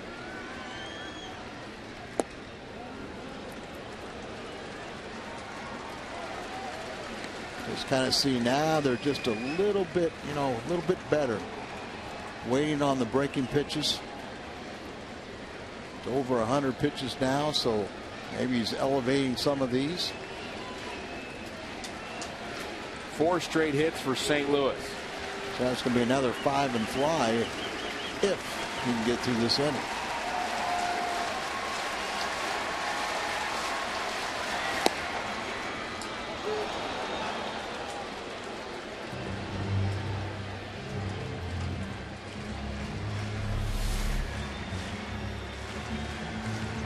Another hanger. Breaking ball now is creeping up a little bit. Sure is. Becomes that much more hittable.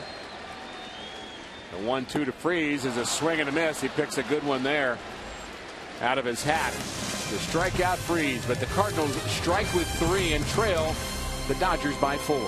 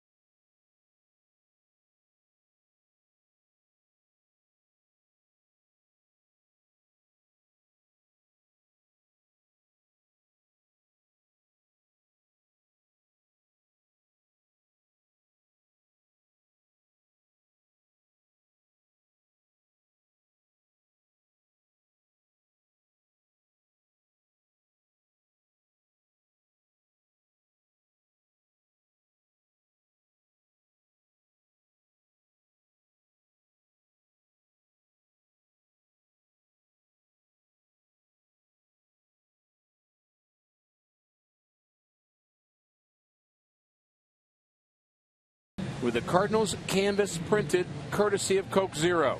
Friday, August 23rd, when the Cardinals take on the division-leading Atlanta Braves, the first 25,000 fans will receive a limited edition Cardinals canvas print.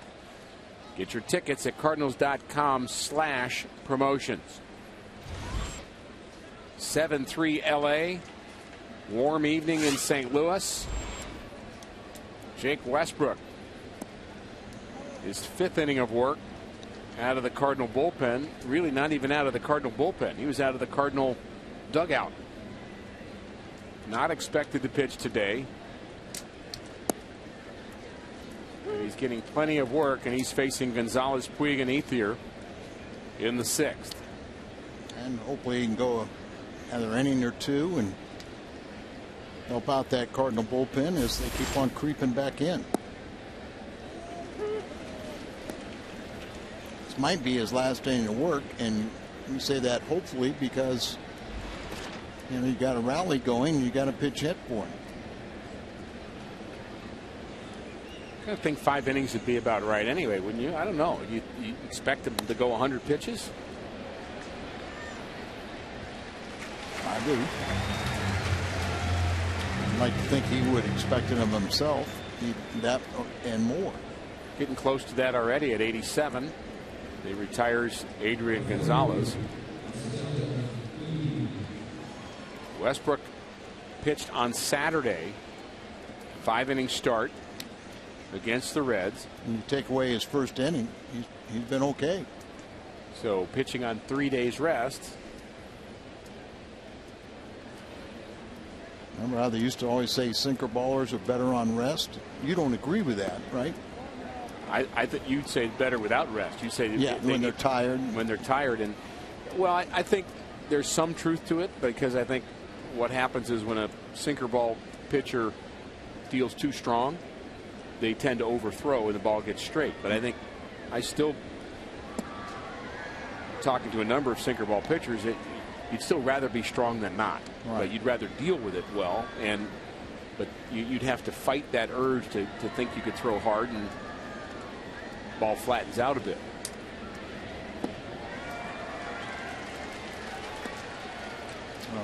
Westbrook's first inning of work was in the second inning. He gave up 6 runs on 5 hits.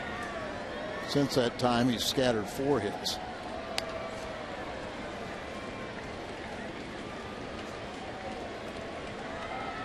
Excuse me, he gave up 2 of those hits, and they got another run in the 5th. Much more respectable, though, since Sure. that second inning. Working to Yasiel Puig. Jams him. Ground ball right side. Speed on display again. Carpenter gets his man.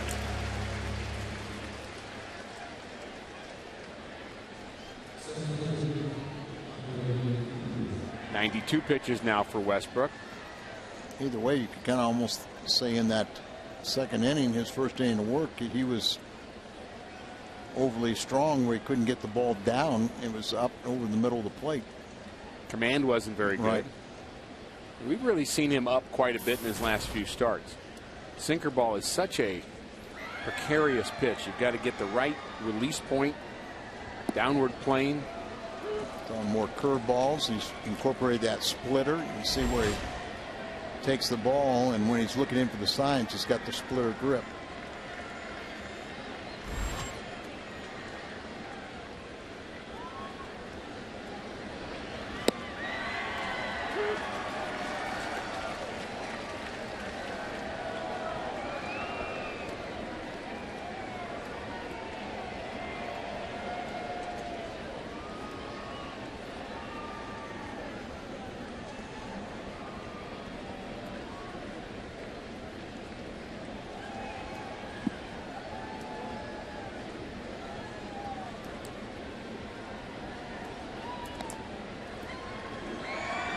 Be interesting to see if Mike Matheny does get somebody loose.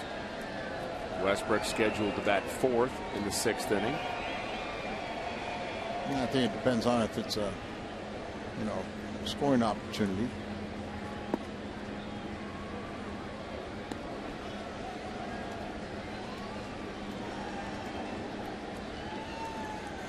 Again, rocking the hard place. He needs innings, but he also needs runs.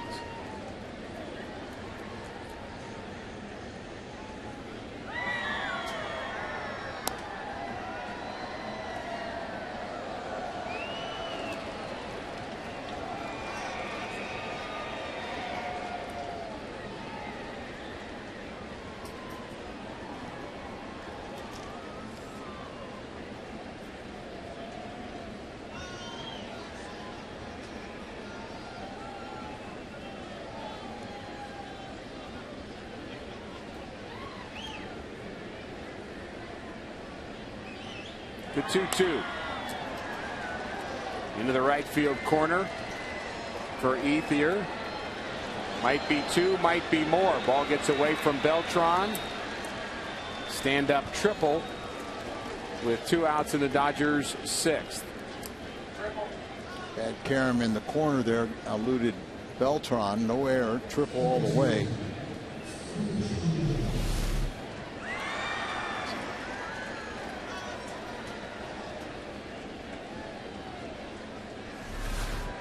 Got 2 outs. Got to strand him.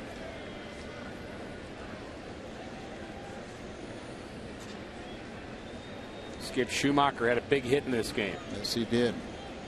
2-run single in the 2nd. By that time, the inning had already gotten away from Jake Westbrook. It just got worse when Schumacher lined that ball in the left center field.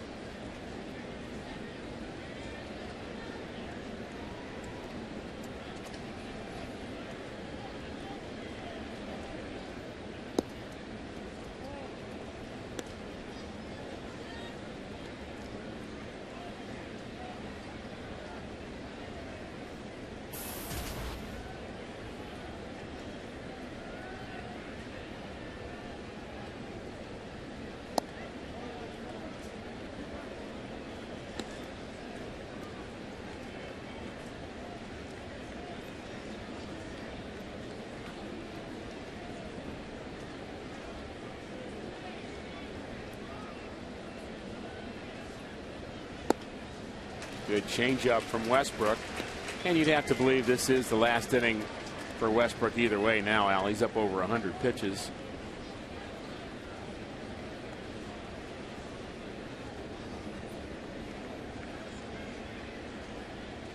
Surprised if we do see him come back out for the 7th, but you never know.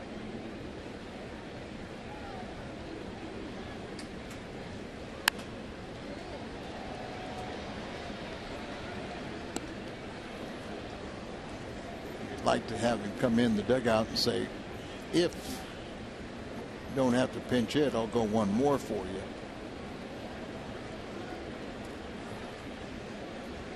But those decisions are for Mike and Derek Lilliquist to make. Absolutely.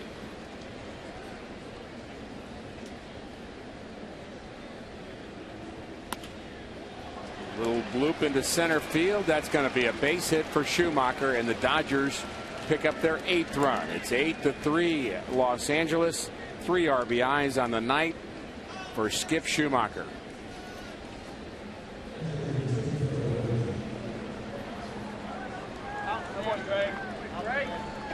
Ethier, the stand-up triple, the ball getting away from Beltran, a bad carom. I don't think it makes any difference. If he's at second base, he's going to, with 2 outs, he's going to be running on that ball, and he's going to score from second. Another base hit. Now I'm convinced you're right. This is his final inning. Just hope he can get through it. 3 straight hits with 2 outs for the Dodgers in the 6th. Fedorovich has 3 hits. He was hitting over 400 in AAA when they called him up. Randy Schoch gets up in the Cardinal bullpen. And Derek Lilliquist out to talk. Give Randy a little time to warm up with the left-hand hitting Gordon coming up. How fast could you get warmed up? 10 pitches.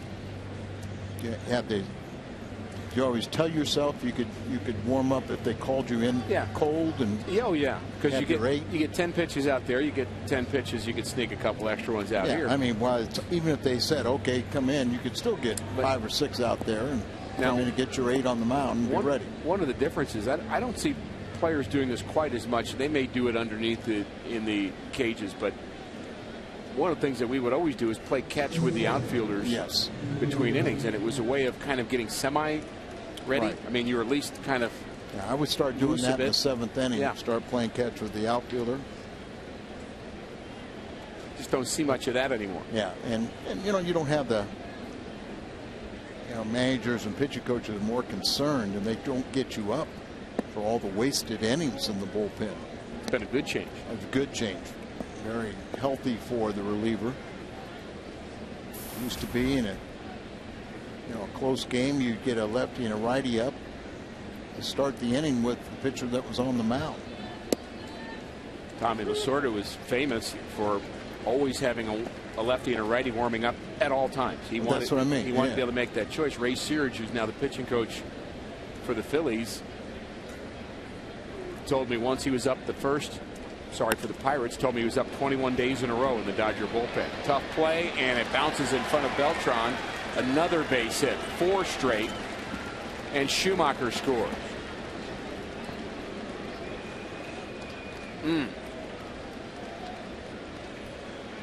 Punto is going to come here and pinch hit for Velasco. Switch hitter. Matheny starting to walk up the steps. There's the base hit by Gordon, his 2nd. And here comes the Cardinal manager, Mike Matheny.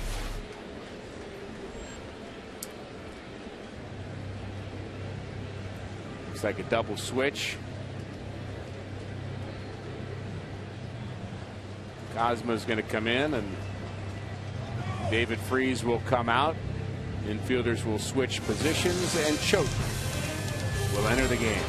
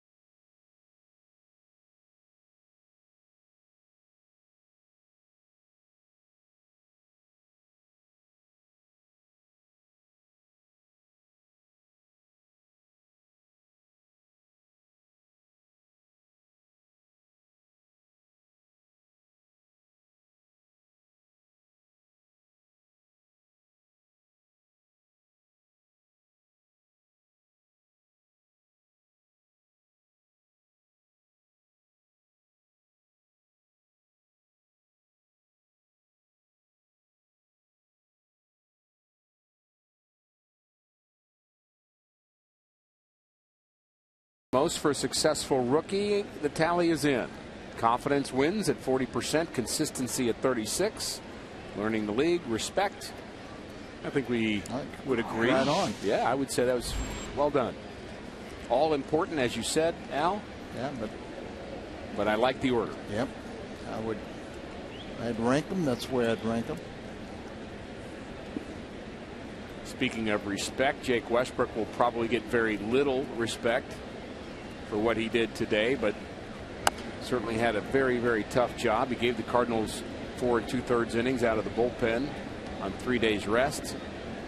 And what really has been a tough game to manage for Mike Matheny. Randy Choda's our Chevy call to the bullpen. Randy appearing for the 43rd time. Remember this year, or this time last year, Randy was pitching for the Dodgers as he was part of the Hanley Ramirez trade. Signed a 3-year contract with the Cardinals. 37 now. That'll take him to 40. And he said, I throw about 40, 45 innings a year. I want to pitch somewhere between 45 and 50. Just proving if you're left-handed, have a heartbeat, and a curveball or a breaking ball, you can pitch forever. He'd like to. I missed out on the heartbeat and the curveball. Well, the curveball, avoiding elbow surgery. I think that also helps. Yeah, that does. 0-2 to Nick Punto. Moved over to the right side by Mike Matheny. 2 Dodgers aboard. They've gotten 2 runs back. And a slider hits the outside corner. A good pitch by Choate. 9-3 Los Angeles. Bottom of the 6th.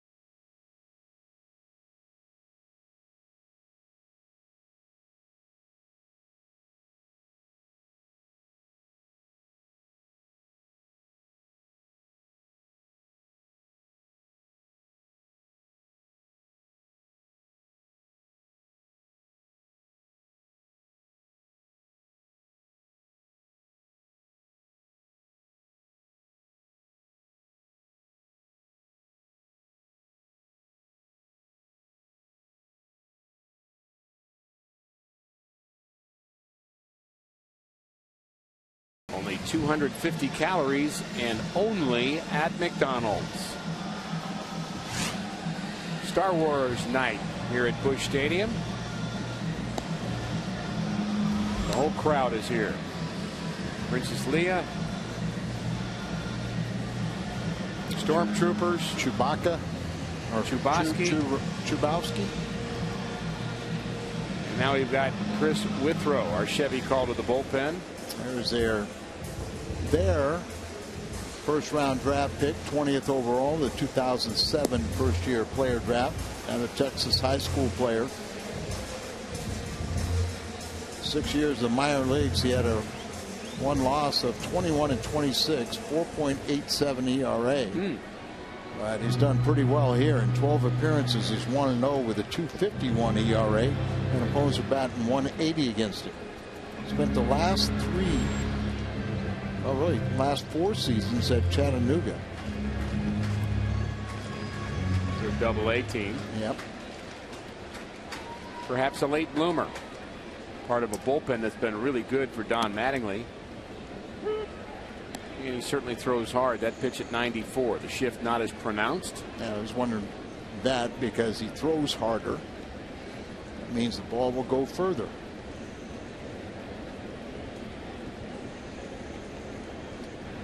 Nick Punto has stayed in the game to play shortstop. Can we borrow Schumacher? I think there's a rule against that. You know why I say that? Schumacher has a 0 ERA this year in 2 appearances. Be a good time to use him, perhaps.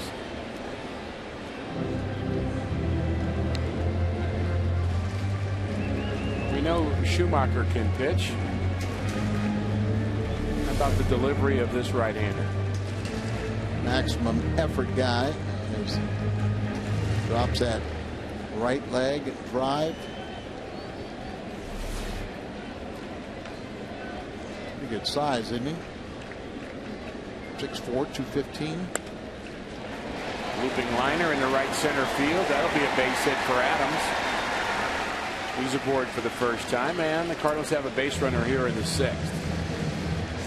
Things were getting a little rosier for the Cardinals in the bottom of the 5th. They picked up 3 runs, a lot of 2-out hits. Look at that curveball that Adams really waited well. Right, sure did.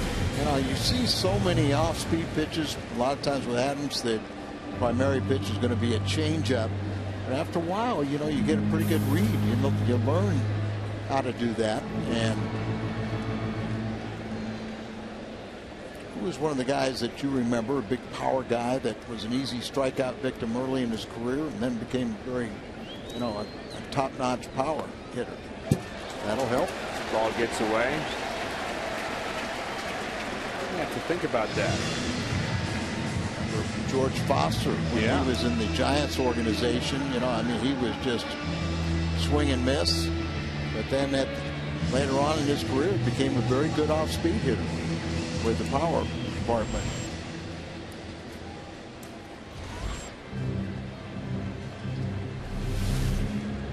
Now he reaches back there, the torque on the elbow, and pulls down on the curveball, and nice piece of hitting there.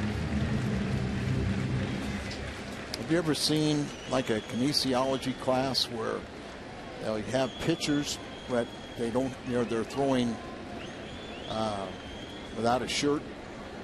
I have seen and that. so you really get a sure. chance to see, you know, the muscles and look and see, you know, the torque and the, you know, the stress on the arm. I mean, it, you know, we could look at it and say that hurts. I think most fans watching that video think that might hurt a little bit. Don't try it at home. And then you think a guy like Nolan Ryan, what he did to his arm and how well it held up for decades.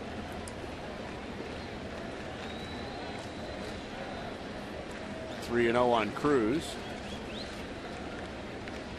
And Ryan would attribute a lot of his ability and his longevity to his lower half. Yes, I mean, he was, you know, a lot of it today is tall and fall.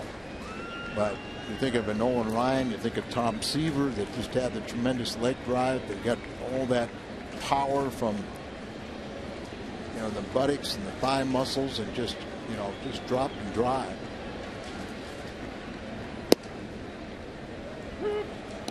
3-2 now to Cruz. And you just outlined basically the great debate among pitching coaches. Is it tall and fall or drop and drive? And you'll get all kinds of opinions, and most pitching coaches kind of have one or the other theories in mind.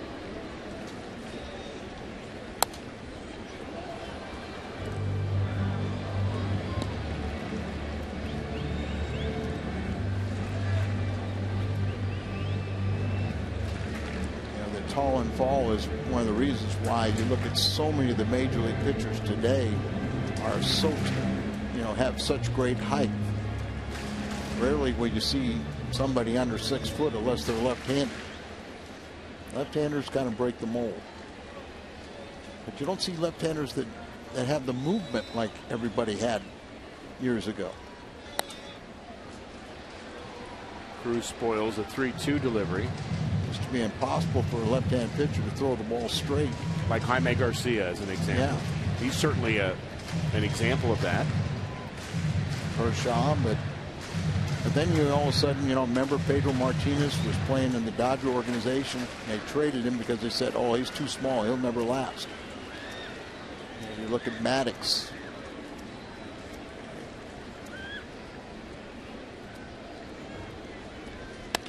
Ground ball up the middle. Punto has it. Sure throw across the diamond to get Cruz. And Adams advances to third. Fans, you've known for years that StubHub is a great place to find the seats you want to see the Cardinals live.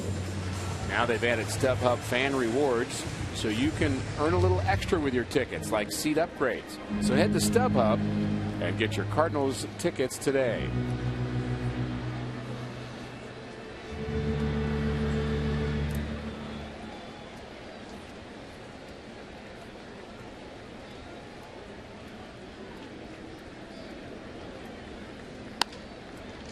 So the Cardinals have to start chipping away some more.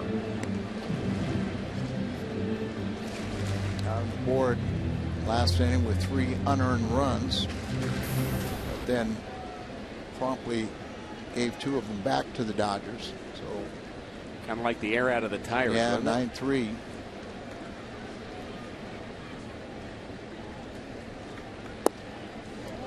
Now the case of Westbrook just running out of gas. He got the first 2 outs of the inning and then 4 straight base hits.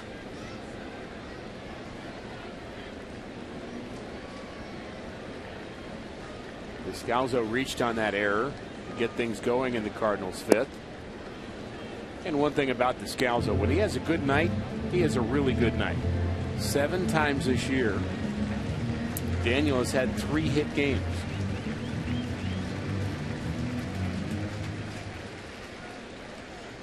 Not sure it would be fair to call him a streaky hitter, maybe. Certainly on the positive side.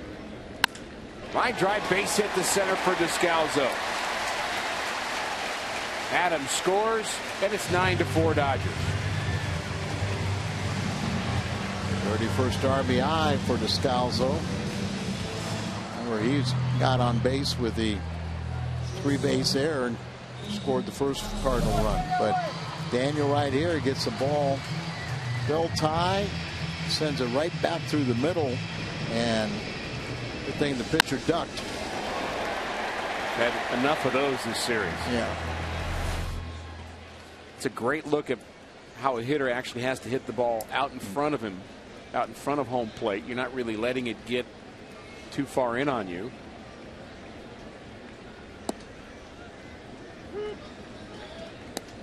Perfect swing and really nice shot of that base hit by Descalzo. Pete Kozma's first plate appearance. There are guys that get rewarded for hitting behind a runner when they have absolutely no intention with their swing. It just ball goes there. And there's some that let the ball get deep and can drive that ball and keep it fair.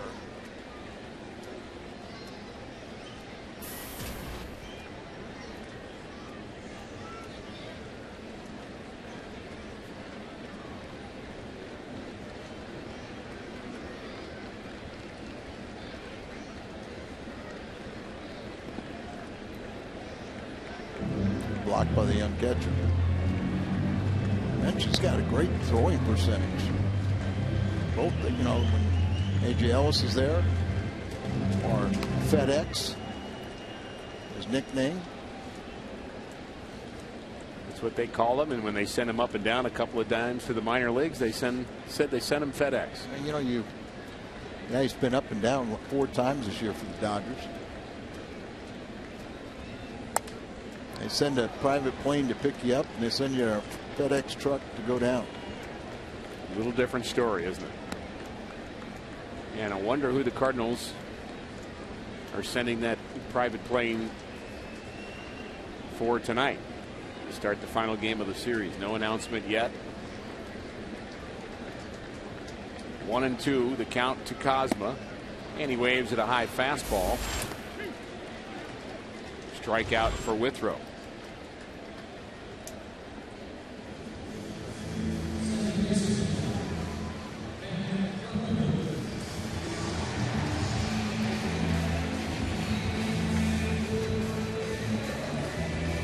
Would you mind if we just went ahead and got the blast now? Only if you'll do it multiple times. Okay.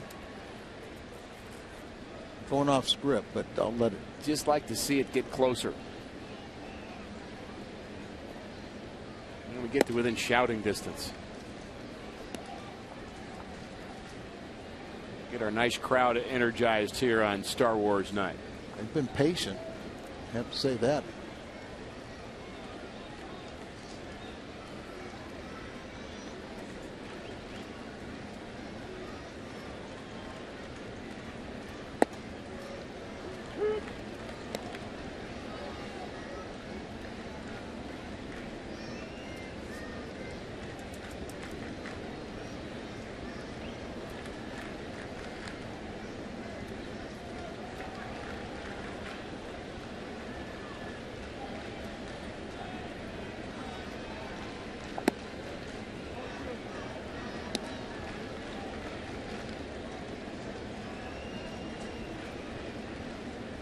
Velasco went 5 innings, gave up 7 hits, 3 runs, all of them unearned, 1 walk, 5 strikeouts.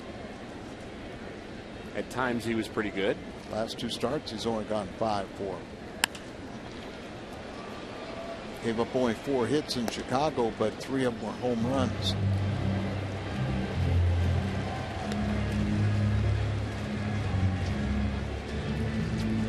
Home runs Velasco gave up in this game to the Cardinals were all unearned. So that 1.01 ERA through 5 starts now has gone down below a run. Carpenter's ready.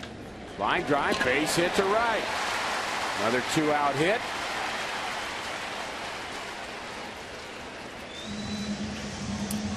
Sure do respect his arm, don't they? Wig's arm.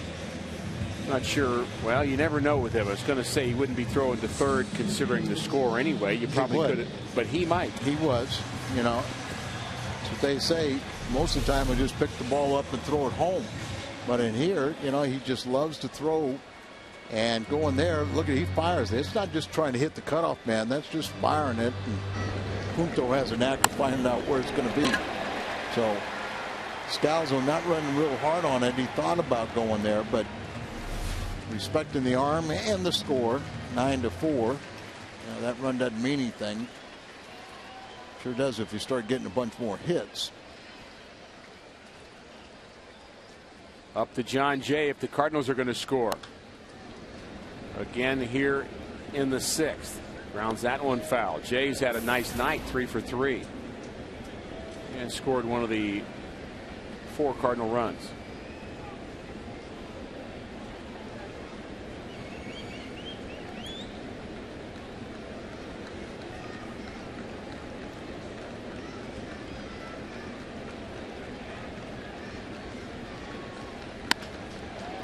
Fly ball to left. Crawford has it.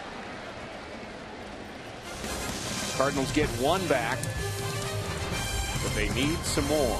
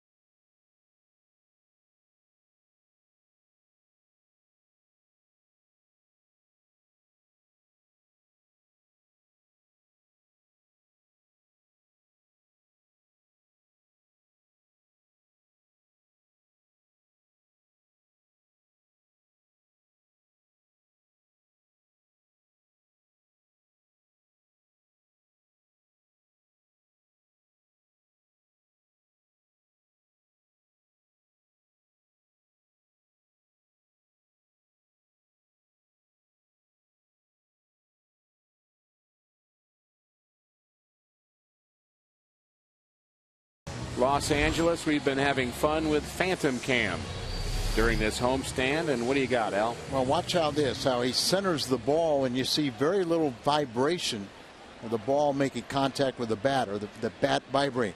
But watch this time, as it's not centered, and look at the bat just kind of jiggling and going on through. Does it make that noise? Yes, it does. Okay.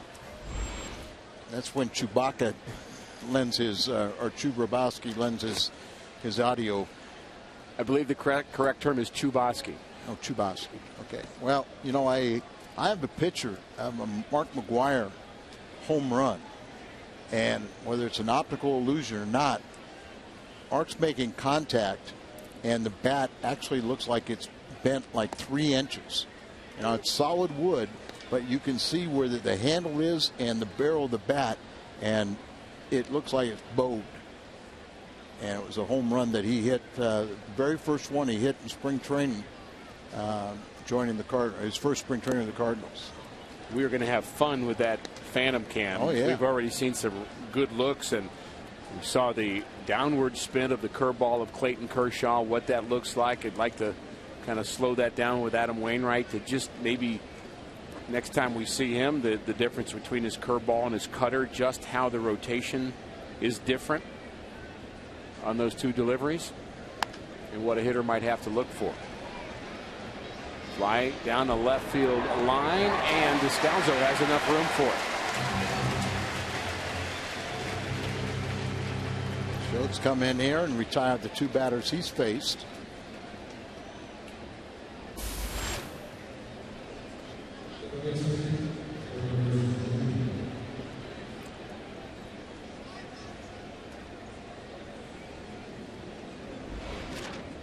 Cardinals relievers can ill afford another rough inning the rest of the way. They need to have quick innings. Maybe another guy will get his work in, but nothing too long, or you really start to diminish the capability of your bullpen going forward. You saw Mojica pitch last night. It was in a victory, but non-save situation. I think his last save opportunity was the 25th of July. Something like that before we went on the road trip. We also saw Rosenthal pitch an inning and a third. Segrist pitched. Manus pitched an inning. Butler could pitch. He hadn't pitched since August the 3rd.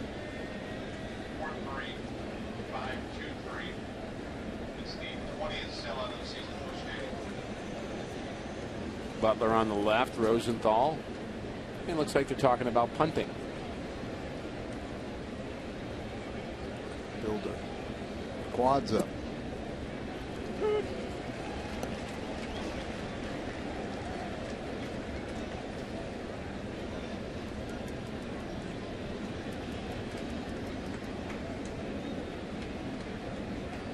$43,523, and most have stayed.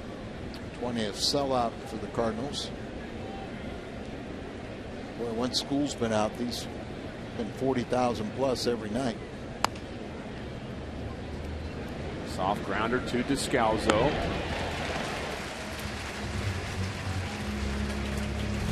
It's time for our AT&T U-verse rewind.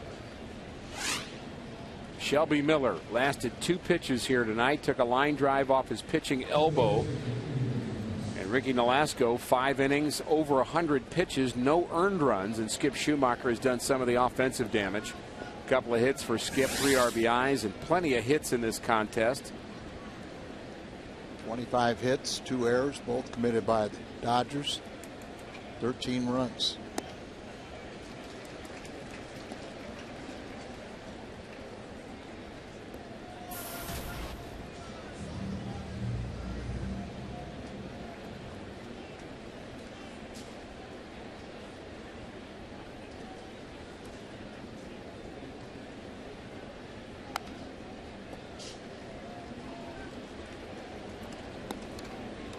Gonzalez 1 for 4. Stands deep in the box. He's also way off the plate. But watch as pitch is being made and he steps towards the plate.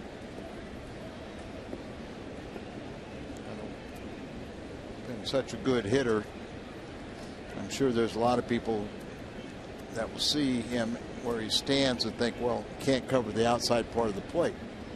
And then others say, well, I can really get him inside. I'm going to work away.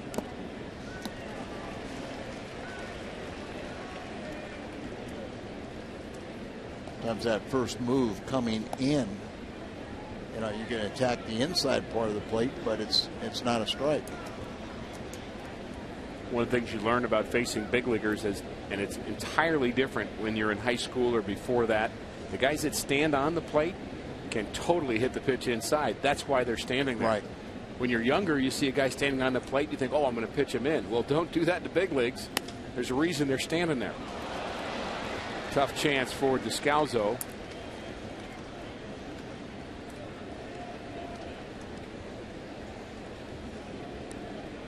A lot of two-out base runners here tonight. Brings in Yasiel Puig, and let's talk about Rookie of the Year. The Cardinals Rookie of the Year candidate injured tonight, but the Dodgers and the Cardinals have had plenty. The Dodgers especially. Look at that list of Rookie of the Year winners for the Dodgers. Well, they have 12 of them. Cardinals have 6. Dodgers had a string of 12, or excuse me, of 6 in a row.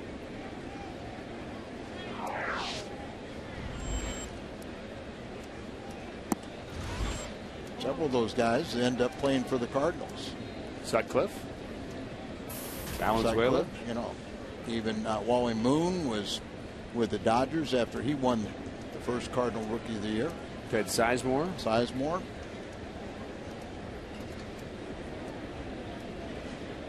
Sutcliffe, Sizemore. Let's see. Good names on that Dodgers list. Wally Moon made the moonshot famous. Dodgers first went out to California.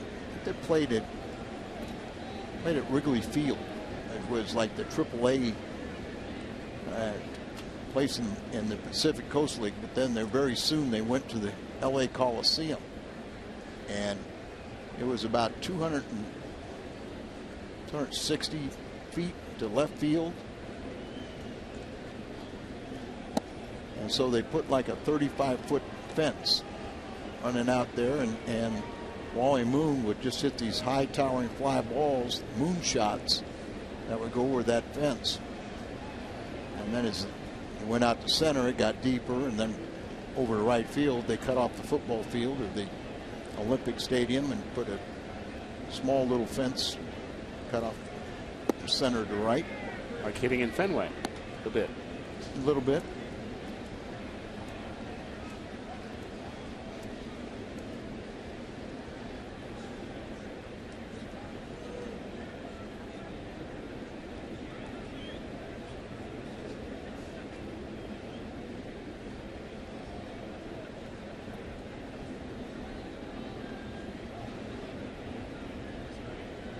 Yasiel Puig, 1 for 3.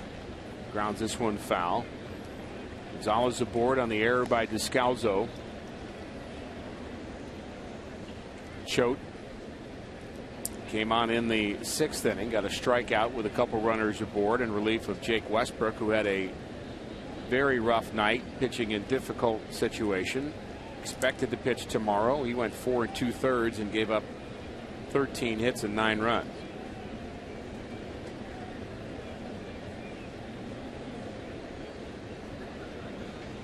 Butler starting to throw now for St. Louis.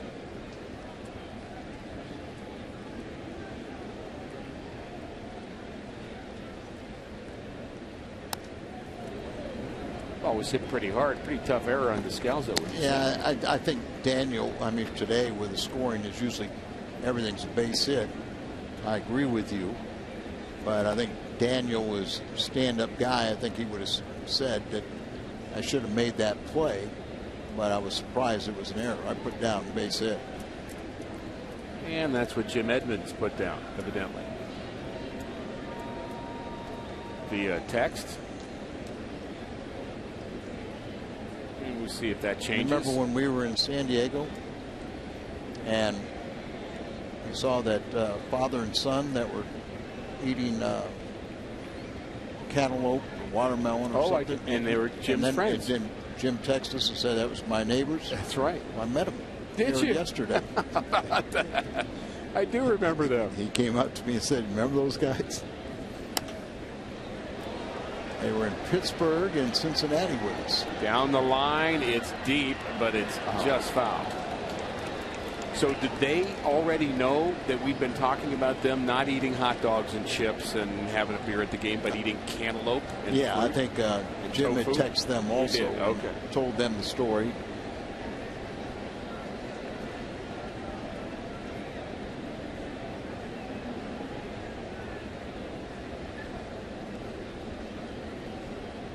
And they're here at the ballpark tonight, behind our dugout. I don't think we have cantaloupe here. Do we? No. Cantaloupe, no sushi, no runs. Not enough.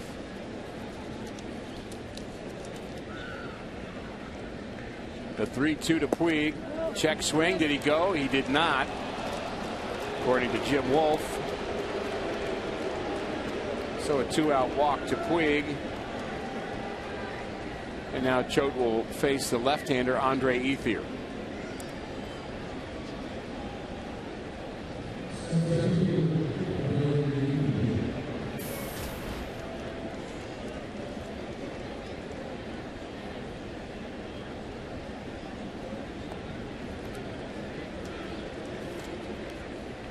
Ethier's had a nice night. Been on base 3 times. Walk, single, triple. Scored a run, driven in a run. A lot of offense for the Dodgers here tonight. Sinker off the plate inside, 1-0. Choate does not throw particularly hard, but he really has a lot of movement, and his delivery is so difficult for left-handers especially. He's been exposed to more right-handers this year than probably quite a while. He's noted as strictly a specialist, couldn't get right-handers out, but very tough on lefties. To Hopper. Carpenter has it. He gets the left-hander. Middle of the order due up for the Cardinals in the bottom of the 7th, and that means Carlos Beltran.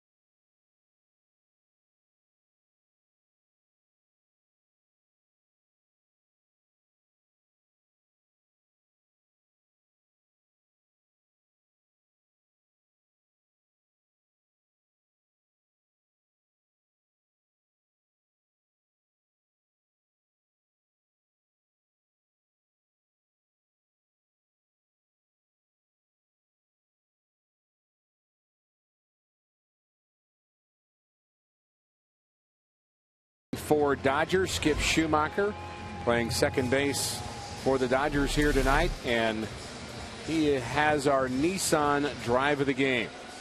3 RBIs here tonight. The two-run single that came in the second inning. Now we both agree, a bit of a dagger in this ball game. Those were runs 5 and 6 and a 9-4 game. He added another RBI later on, so he's been a big part of it.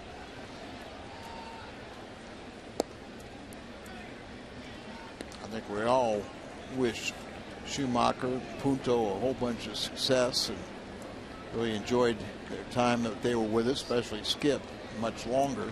Came through the Cardinals system. We were hoping they'd do it against Pittsburgh.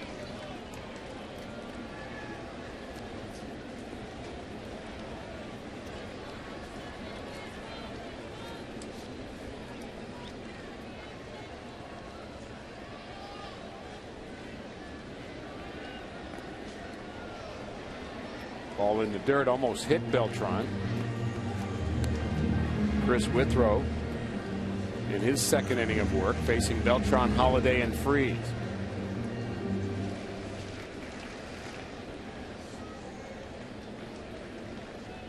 The last time the Dodgers lost a series on the road was, at Pittsburgh.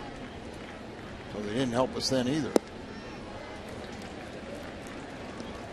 And they do not play Pittsburgh anymore to help.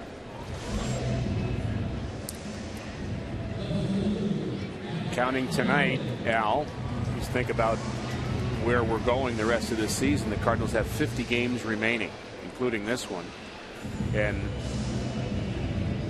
trailing Pittsburgh by 2, and depending upon what happens tonight, could be more than that. With the Pirates already winning, actually 2.5, and you just kind of wonder what the effect of the Shelby Miller situation might be. The Cardinals hoping to get Yadier Molina back. Cardinals currently are 2.5 behind Pittsburgh. They came in with a 4.5 game lead over Cincinnati in the National League wild card and 9 over Arizona. Fly ball to center. 2 outs.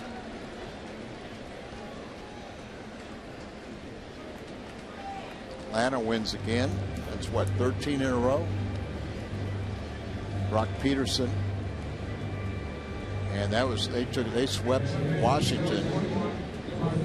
They won 13 in a row. Remember when we were there, the Atlanta had just won 1 in a row, and we got them started on that long streak. They haven't stopped.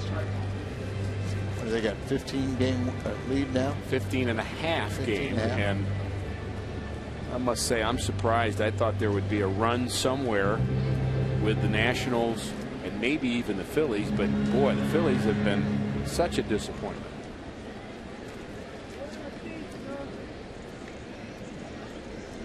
Davey Johnson last year managing the World Series, a bust. And now he's saying, well, it looks like bust. Nationals were 5 games. Now they're 6 games under 500.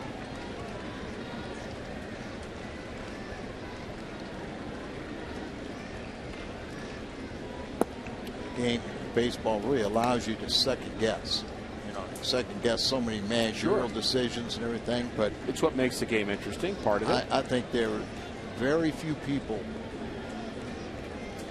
maybe Mike Rizzo and Scott Boras, that agreed with shutting down Strasburg last year. Brock Peterson gets thrown out by Punto. Cardinals go quietly in the 7th.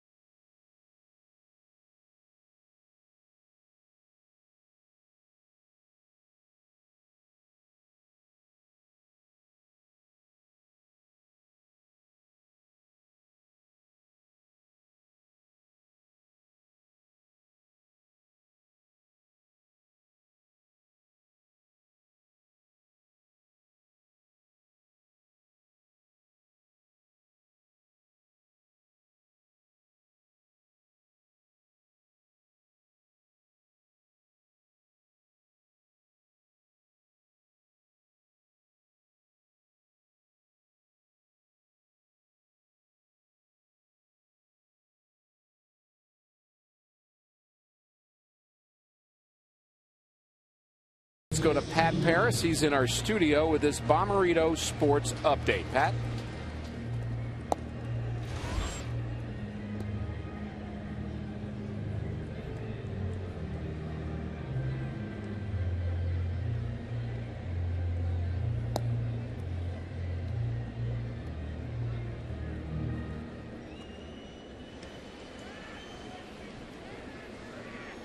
Thanks, Pat. So the Pirates win again, and saw numbers on the Pirates, Al, and they would have to have a catastrophic collapse not to win more than they lose this year for the first time in a long time. Our Chevy call to the bullpen is Keith Butler. A nice job. 16th appearance, 2.45 ERA. Opponents are batting 156 against this little right-hander, a 24th round selection back in the 2009 free agent draft. Coming into this season, in his career, he had nailed down 53 of 61 career minor league save opportunities. The last 2 years, he was 42 of 43. And Mike Matheny saw him a couple years ago and really liked his mentality, thought of him as a late inning guy. Doesn't have the velocity that some of the other guys in that bullpen has, but he has that makeup that Mike was very impressed with.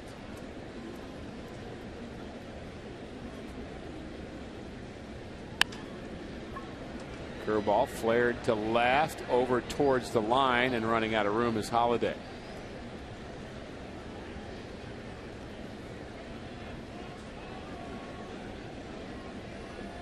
Three-quarter delivery of Butler gives him that movement.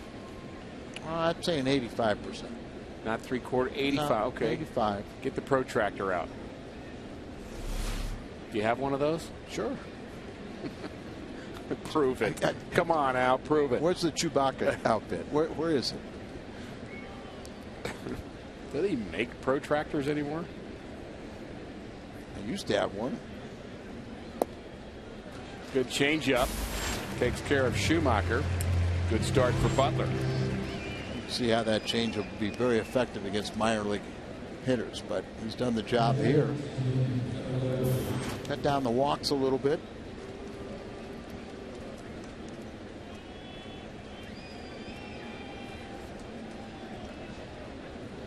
Pirates, by winning their 69th game, only need to win 12 games the rest of the year to play 500.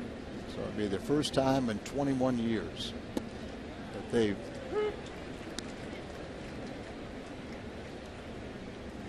So 12 and 27 is way more than. I mean, that's not going to happen. Let's put it that way. The Pirates want a lot more than that, clearly. And you look at the National League division leaders, the Braves you talked about. Dodgers we're seeing. The Dodgers we're seeing, and the Pirates. And then you've got, at this point in time, and way too early to talk about wild card, but the reason I bring it up is you've got the Cardinals and the Reds, another strikeout for Butler. And really, a lot of the other teams are fading so far away right now. Ron Uribe going to pinch hit. Yeah, I mean, it's not going to be a lot of interest in the races, but yeah, and that's where I'm headed. Arizona. For the end right here today, it would be Atlanta, Pittsburgh, and Los Angeles, the three division winners. St. Louis and Cincinnati, the two wild cards. So Cardinals would have to play Cincinnati, and Cardinals have really dominated against that series this year.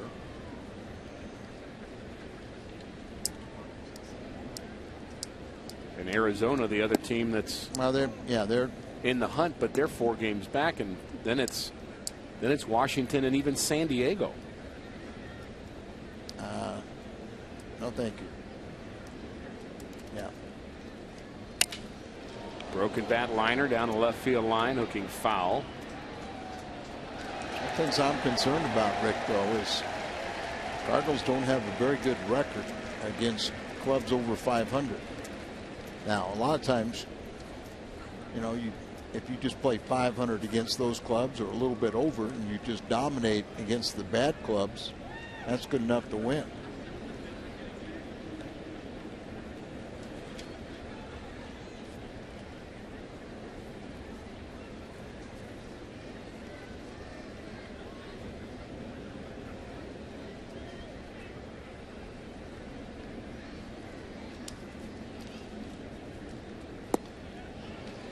Swing and a miss. What if Butler facing Uribe? And if the Cardinals lose this game, what they'll be 3-7 in their last 10, something like that.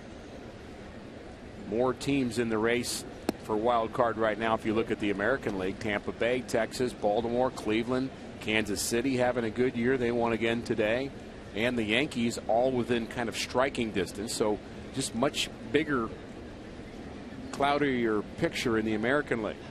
Swing and a miss, and Butler strikes out the side here in the 8th inning. Good work.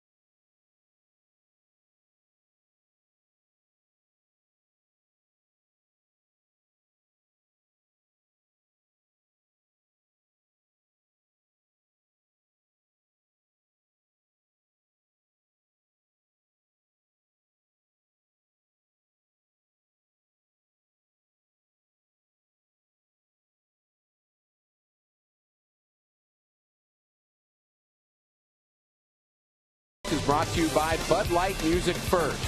It's the sound of history being made. Here we go. And by Ford, the official cars and trucks of the St. Louis Cardinals.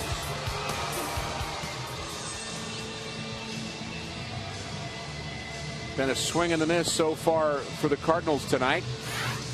Trailing the Dodgers 9-4. Paco Rodriguez is a left-hander we saw in game 1 of this series. And he has been busy in that Dodger bullpen. Al, they have 3 guys with 54 or more games. Yeah, look at these numbers here. 2-2, 2.25 ERA. Opponents are batting only 138 against him, and he was selected in the 2nd round of last year's draft. Comes out of University of Florida, where he majored in anthropology.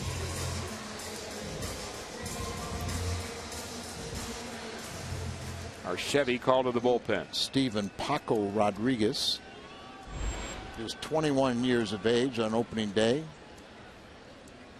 and he got to the big leagues last year.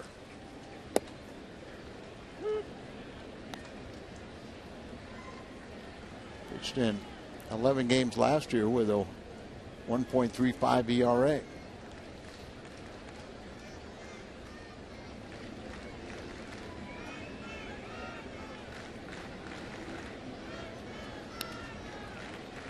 Very unusual delivery, the way he reaches back, holds the ball, and stops.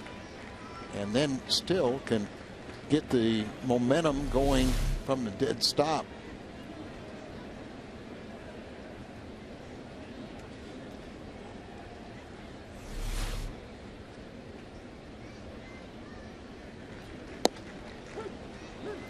Nasty slider. Strikes out Matt Adams. Tight spin on that breaking ball from Rodriguez. There's the spin and the location. Normally in pitching mechanics, and we had a nice look at that, you would not teach to have the elbow or to have the ball close to your head. And that's basically where he gets it. He pulls it out of his glove and brings it right almost to his ear. Like he's pulling back the bow, the string on a bow. Exactly. Shows it, but you know, your timing, you're kind of getting there and you're getting set, and all of a sudden he stops, and you know, your hands drop or your foot goes forward.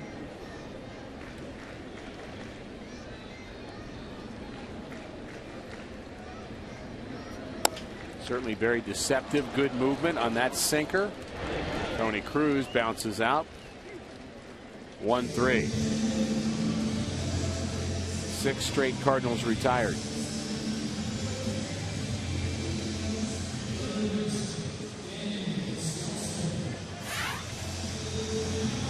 Come through this swing, watch the bat shatter right off the end of the bat, and didn't see it shatter.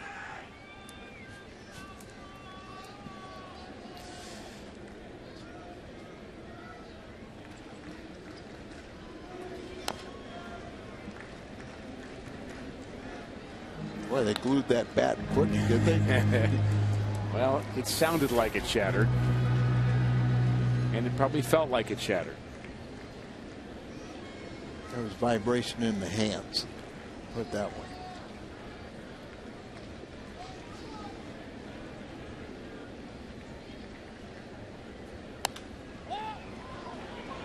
On the infield.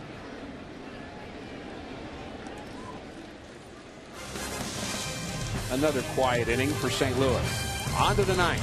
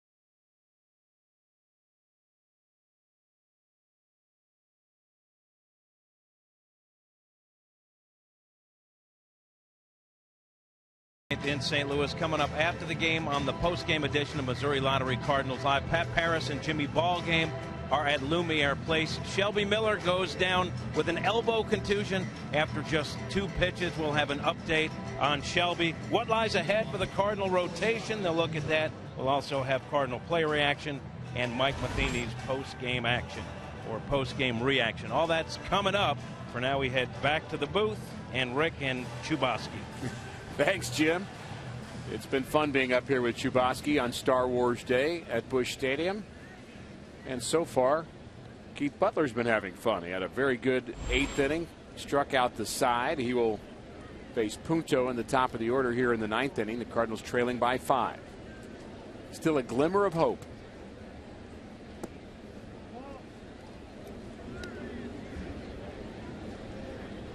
Cardinals will have Cosma in the top of the order in the bottom of the 9th inning.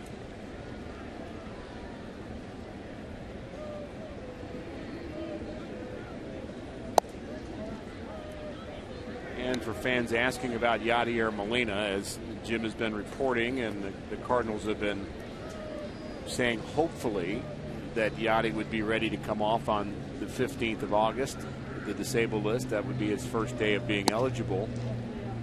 That would be the final game against the Pirates on this homestand. You know, it's kind of redundant where every day everybody asks Mike Matheny, and it doesn't matter. I think he will be ready on the 15th. They want to get all the swelling out of there and before he starts any kind of baseball activity, and that will start later this week. But those two among many that would love to see Yadi back. Oh, absolutely. Ready to go. All with. I think folks just want to make sure that Yadi's still on track to get back, and we hope he is. By the way, this copyrighted telecast is presented by the authority of the St. Louis Cardinals and may not be reproduced or retransmitted in any form. And the accounts and descriptions of this game may not be disseminated without the express written consent of the St. Louis Cardinals. Leadoff walk. Punto aboard for Crawford. 3-hit night for Carl Crawford. Dodgers sure have found some offense here tonight. The Cardinals pitching has not had very many games like this season. No, and that's why sometimes, Mike wants that luxury of having that long man, but most of the time you don't need him for that one time every 2 or 3 weeks. Line drive to center. In comes Jay. He's not going to get it. Plays it on a hop. So for the 5th time, Crawford aboard. 4 hits and a walk. Butler's 9th, not like his 8th.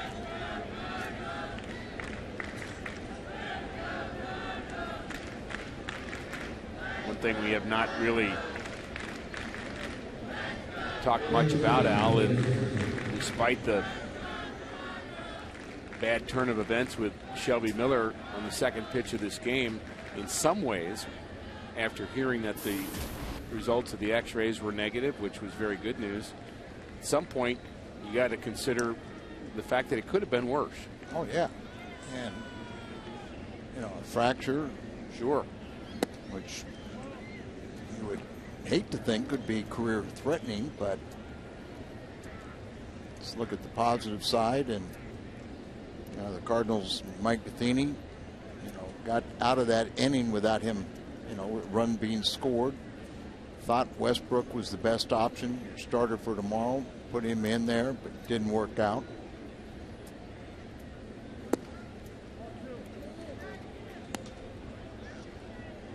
But tomorrow the sun will come up, won't it?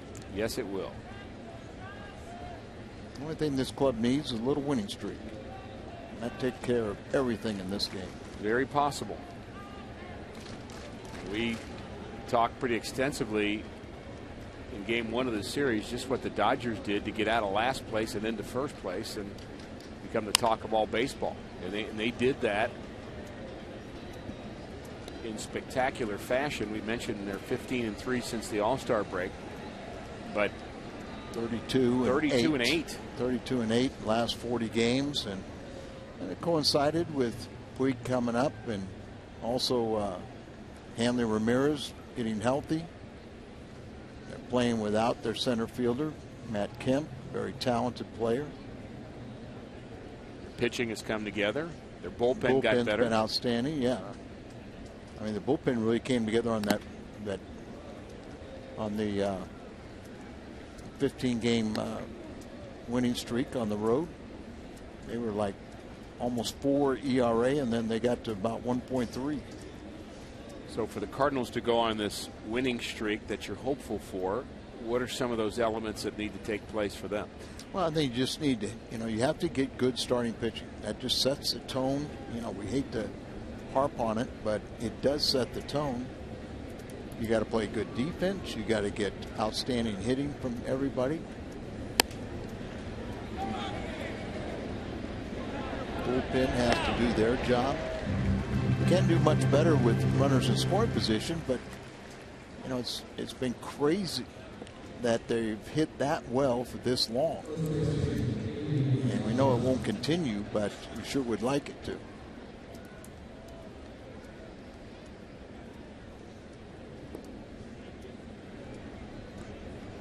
Adrian Gonzalez has an RBI. 6 Dodgers, in fact, can say that.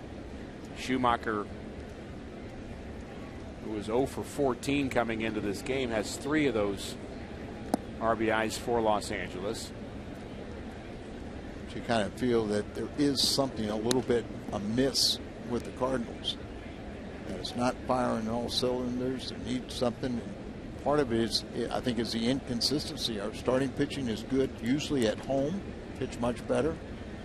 But on the road, they've had their problems. Got off to a good streak on the road, and then 20-9 at one point. But right now it's still not bad, but not when you had the 11 games over 500. Cardinals bid 25 games over 500, like Pittsburgh is now for the first time. John Jay on the move, has it. So 2 pop-ups induced by Butler. Cardinals are just 5 games over 500 on the road. There's a difference of still being in first place if they would have maintained the 11 over.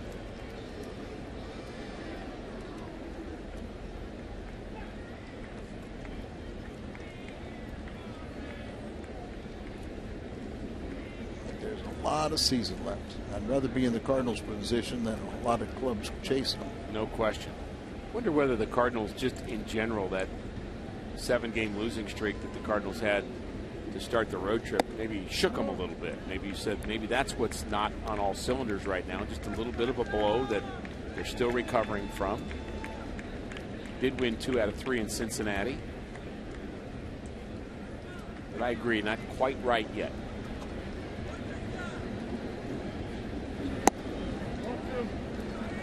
Get one more look at Yasiel Puig here tonight. Walked twice, base hit, bounced out twice.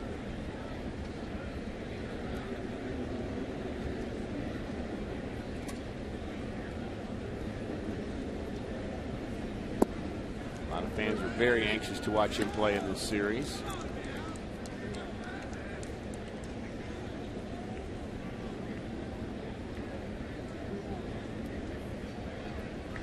One of the differences between the Cardinals and the Pirates right now is interleague play.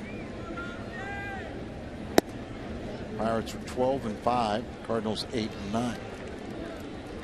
That is the difference. So a couple of walks in the inning and a base hit have loaded the bases for Ethier. A lot of base runners in this game. Dodgers have stranded 11, but with 16 hits, they've already scored 9 runs. Butler's second inning work, he had a 1-2-3. 8th inning where he struck out the side, and the second inning is giving him some fits. But one good pitch, he's out of the inning. Hoping for that. Every Dodger with a hit in this game. And a long night for Tony Cruz. Tony got crossed up on that, was thinking it was a fastball, and got an off-speed pitch. So watch him kind of box this ball because he's looking for something else. just survival at that point. When you don't get the pitch where you think you're going to get it, you just have to. Did get the fastball and got the sinker. Right.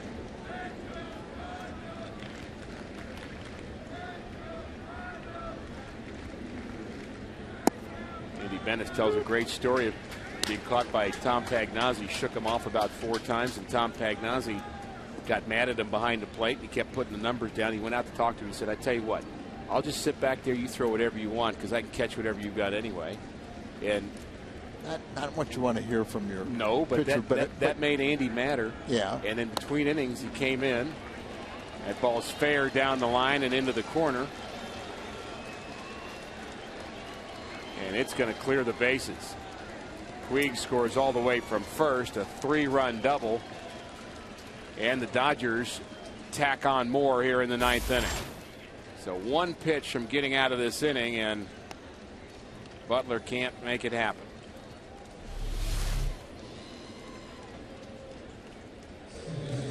Left it down in, got a one-handed swing, and just lifted it and got all the way to the right field wall. Eric Lilliquist calling down, but hopefully Keith Butler will get the final out before anybody can get up in the bullpen. So Andy Bennis finishes that story, and he said it was actually ended up being a pretty positive, powerful experience for him, because after he and Pagnazzi yelled at each other, Pags put his finger in his chest and said, I just want you to trust me. And Andy said he learned a lesson from that, and it was really a life lesson for him. Yeah. And really, I mean, they're both real good friends of ours. Sure. And, you know, I think at times, particularly times with Andy's career, you know, he needed to follow his catcher.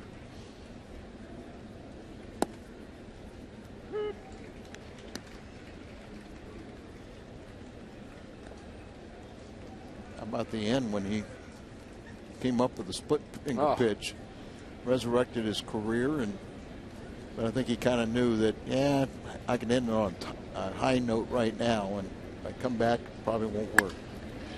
Schumacher, another base hit. This one to left field, and the Dodgers are going to score another one. As Ethier picks up the 4th Dodger run of the inning. Another hit for Schumacher. He has 3 and now 4 RBIs on the night. Wow.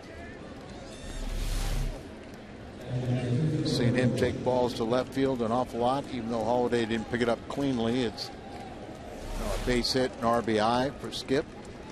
I have a feeling he may be Jim Hayes' guest. Good chance. Barring a touchdown and an extra and a field goal. Getting that time, isn't it? Yes, it is.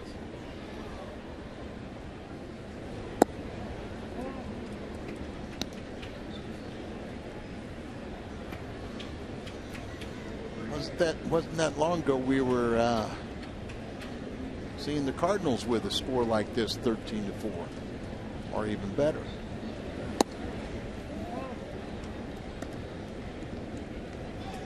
(13-0) final game of Pittsburgh, and then we had 13 runs in Cincinnati and 15 runs on Sunday.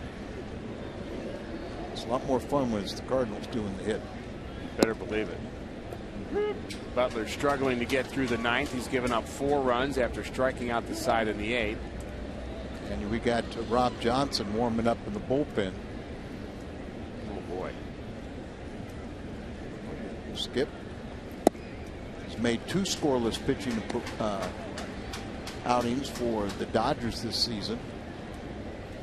One of those, you know, you love to see a position player, but sure don't want to see at the expense of a pitcher.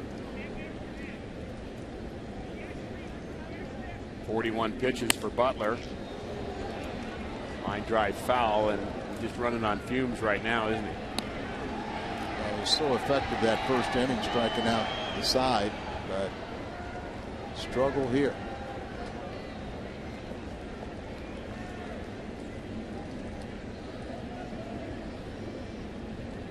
43 pitches thrown. I understand when Schumacher, Al, the games you're talking about came into pitch, he was throwing 90 miles an hour plus. Yeah, and he's got that good arm. I think one of them was in a 16-0 game. But the Dodgers know about what it feels like to be on the other end. 16-1 loss. You may see him now. I think Mike Matheny has seen enough, concerned about his pitcher getting too many pitches, and just wants to kind of stop it while he can. And he's going to go to Rob Johnson. We didn't think we'd see him pitch tonight. This will be interesting.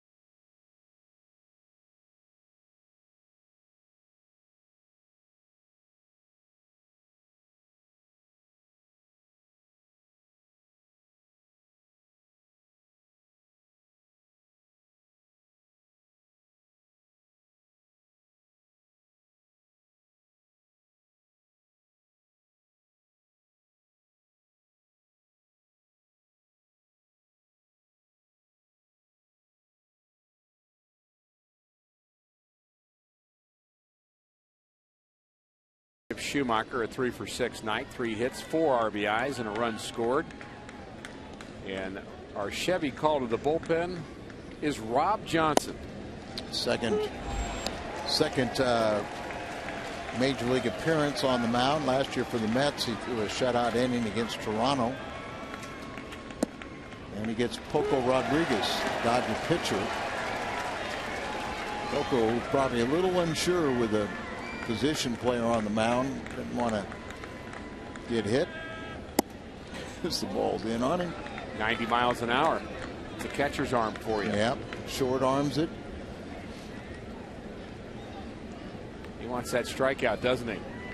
Johnson, the delivery. And he gets him. Way to go, Rob Johnson.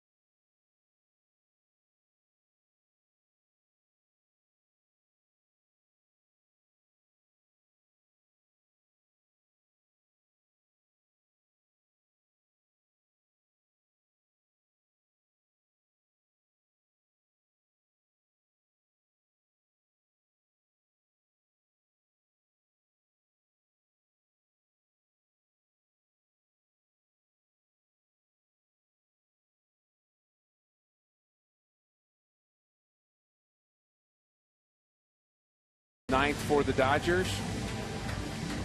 We have seen a ton of hits and a ton of runs here tonight. And hopefully we see a whole bunch more. Make a winner of Rob Johnson. How about that? Could happen. It could. We could win the lottery too with the Powerball. Wonder what the odds are of each of those occurrences. About the same. Powerball. No, I think Powerball will still be A little better. quite a bit tougher. Oh, to win. tougher. Tougher to win. Than Okay. I like your optimism, I guess. 10 runs here. Pete Kozma swings at the first pitch, fouls it back. Kozma came on as part of a double switch and struck out his first plate appearance. Fans are rooting for Pete.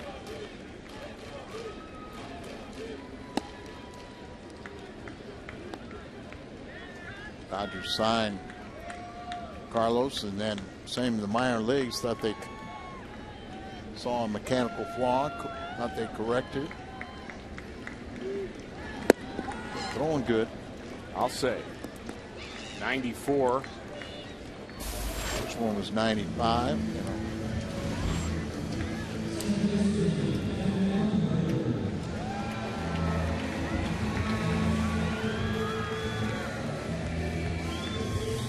I was getting closer to the Powerball with 1 out.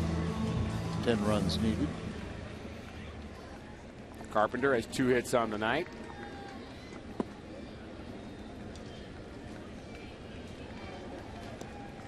And I think the real story at the end of this day is going to be the game lost, number 1, but you can get past that. But what do you lose with Shelby Miller? Yeah, how long? And we won't have an answer for that right away. We should caution everybody to think that we would. You have to give him some time to find out just what a good night's sleep will do for his elbow and the swelling. Feeling he's not going to get a good night's sleep. Yeah, probably right. Hopefully he'll report tomorrow with swelling down and a little more movement in that arm. Probably be a couple days before you really know it. And there's a lot at stake this season, but he's got a long career ahead of him. It's more important.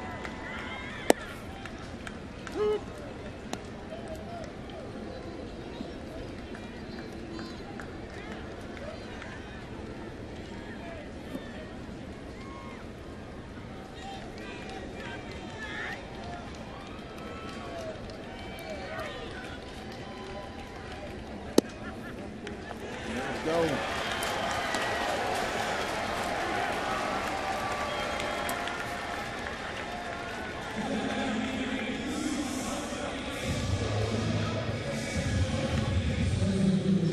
3 hits for John Jay tonight. 17 runs, 28 hits, 3 errors. 20 left on between the 2 clubs. Would not call this a pretty game.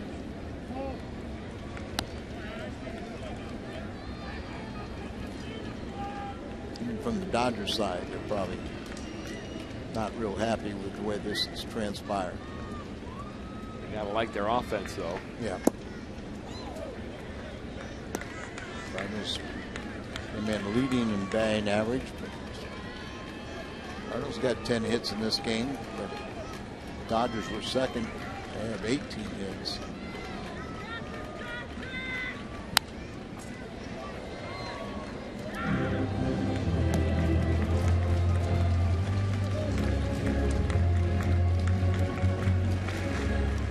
This will be the last time we do a Star Wars thing. We're going to have to pick another movie series. Ball gets away. Carpenter to second.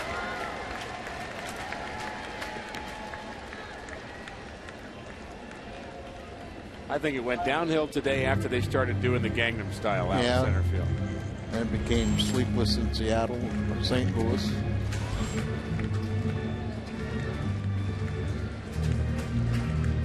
You're right about that.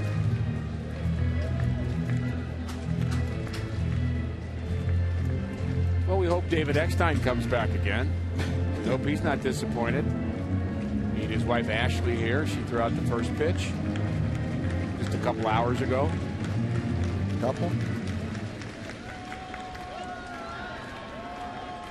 Closing in on 4.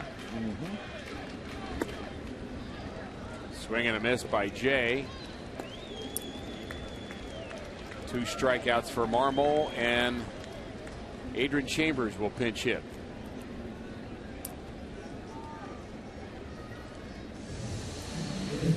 Happy to be getting this opportunity. He acknowledged that he was on the postseason roster the last 2 years, and he was set down. He realized that he went down with the wrong attitude, and finally kind of straightened that out. Started hitting the ball much better. Had a 4-for-4 night. Got called up to the big leagues. And who can forget the moment Adrian Chambers racing home, Cardinal victory. Marmol on the mound as a Cub. That's right. These two meet again.